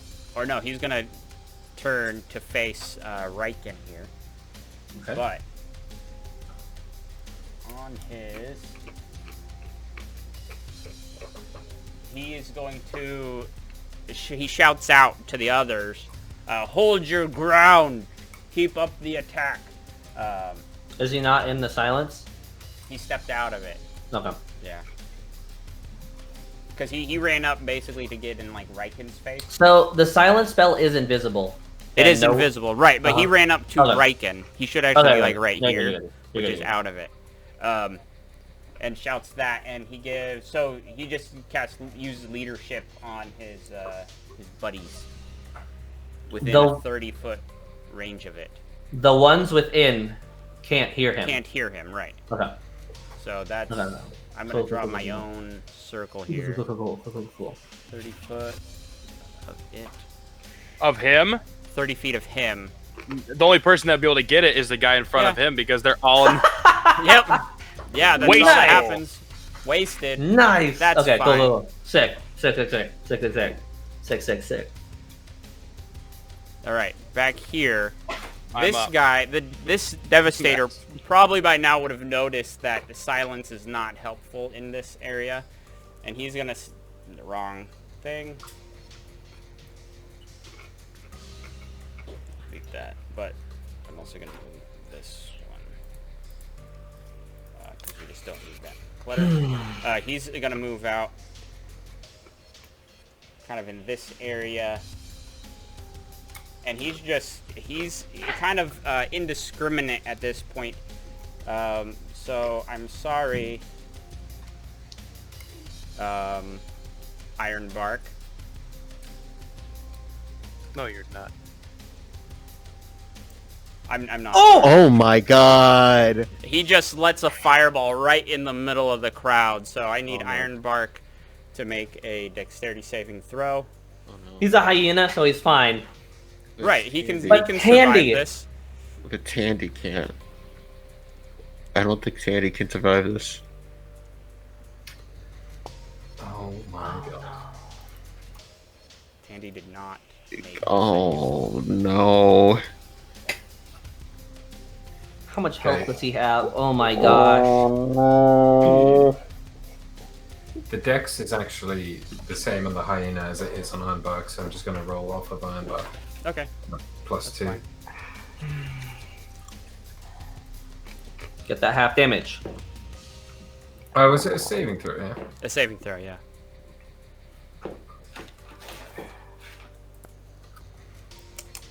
Nice. Okay. Alright. I'm loving this excited Daniel so much. Oh my god. Okay. We're cool. You All right. saved. Tandy's probably Tandy, dead, though. it's so fast and so hot. Ironbark, you saved, so you're taking half damage only. So that's 15 for you. The other, this Iron Shadow also took 15 damage in that. And then this one took the full brunt, the full 31, and is now dead. Okay. So let me find that one and kill him. Bloop. Is he technically in range of his own spell? I'm just curious. Yes. Yes. Okay. You're right. Yeah. I just noticed the fire was kind of overlapping, so... Nice! All right. He's fine. That's fine. He's He has okay. more health than whatever the heck... But he's Oh already What was that? he's Oh, already timer. been hit once. Didn't do it. No, that guy hadn't been hit once. Oh no, it's the guy that's Oh no, it's Got this it. one. This one was hit. Yeah. Yeah. Dang. He's dead. Tandy, Ironbark, you're there as the hyena, grappling with these iron shadows. Tandy's there, kind of in their grip, as you just see the scorching heat just blasts around you. And as the flame burns away, all you see on the ground are the shoes and just ash. I think we need to pause there for the night and finish the fight in the next session. Oh no, Tandy!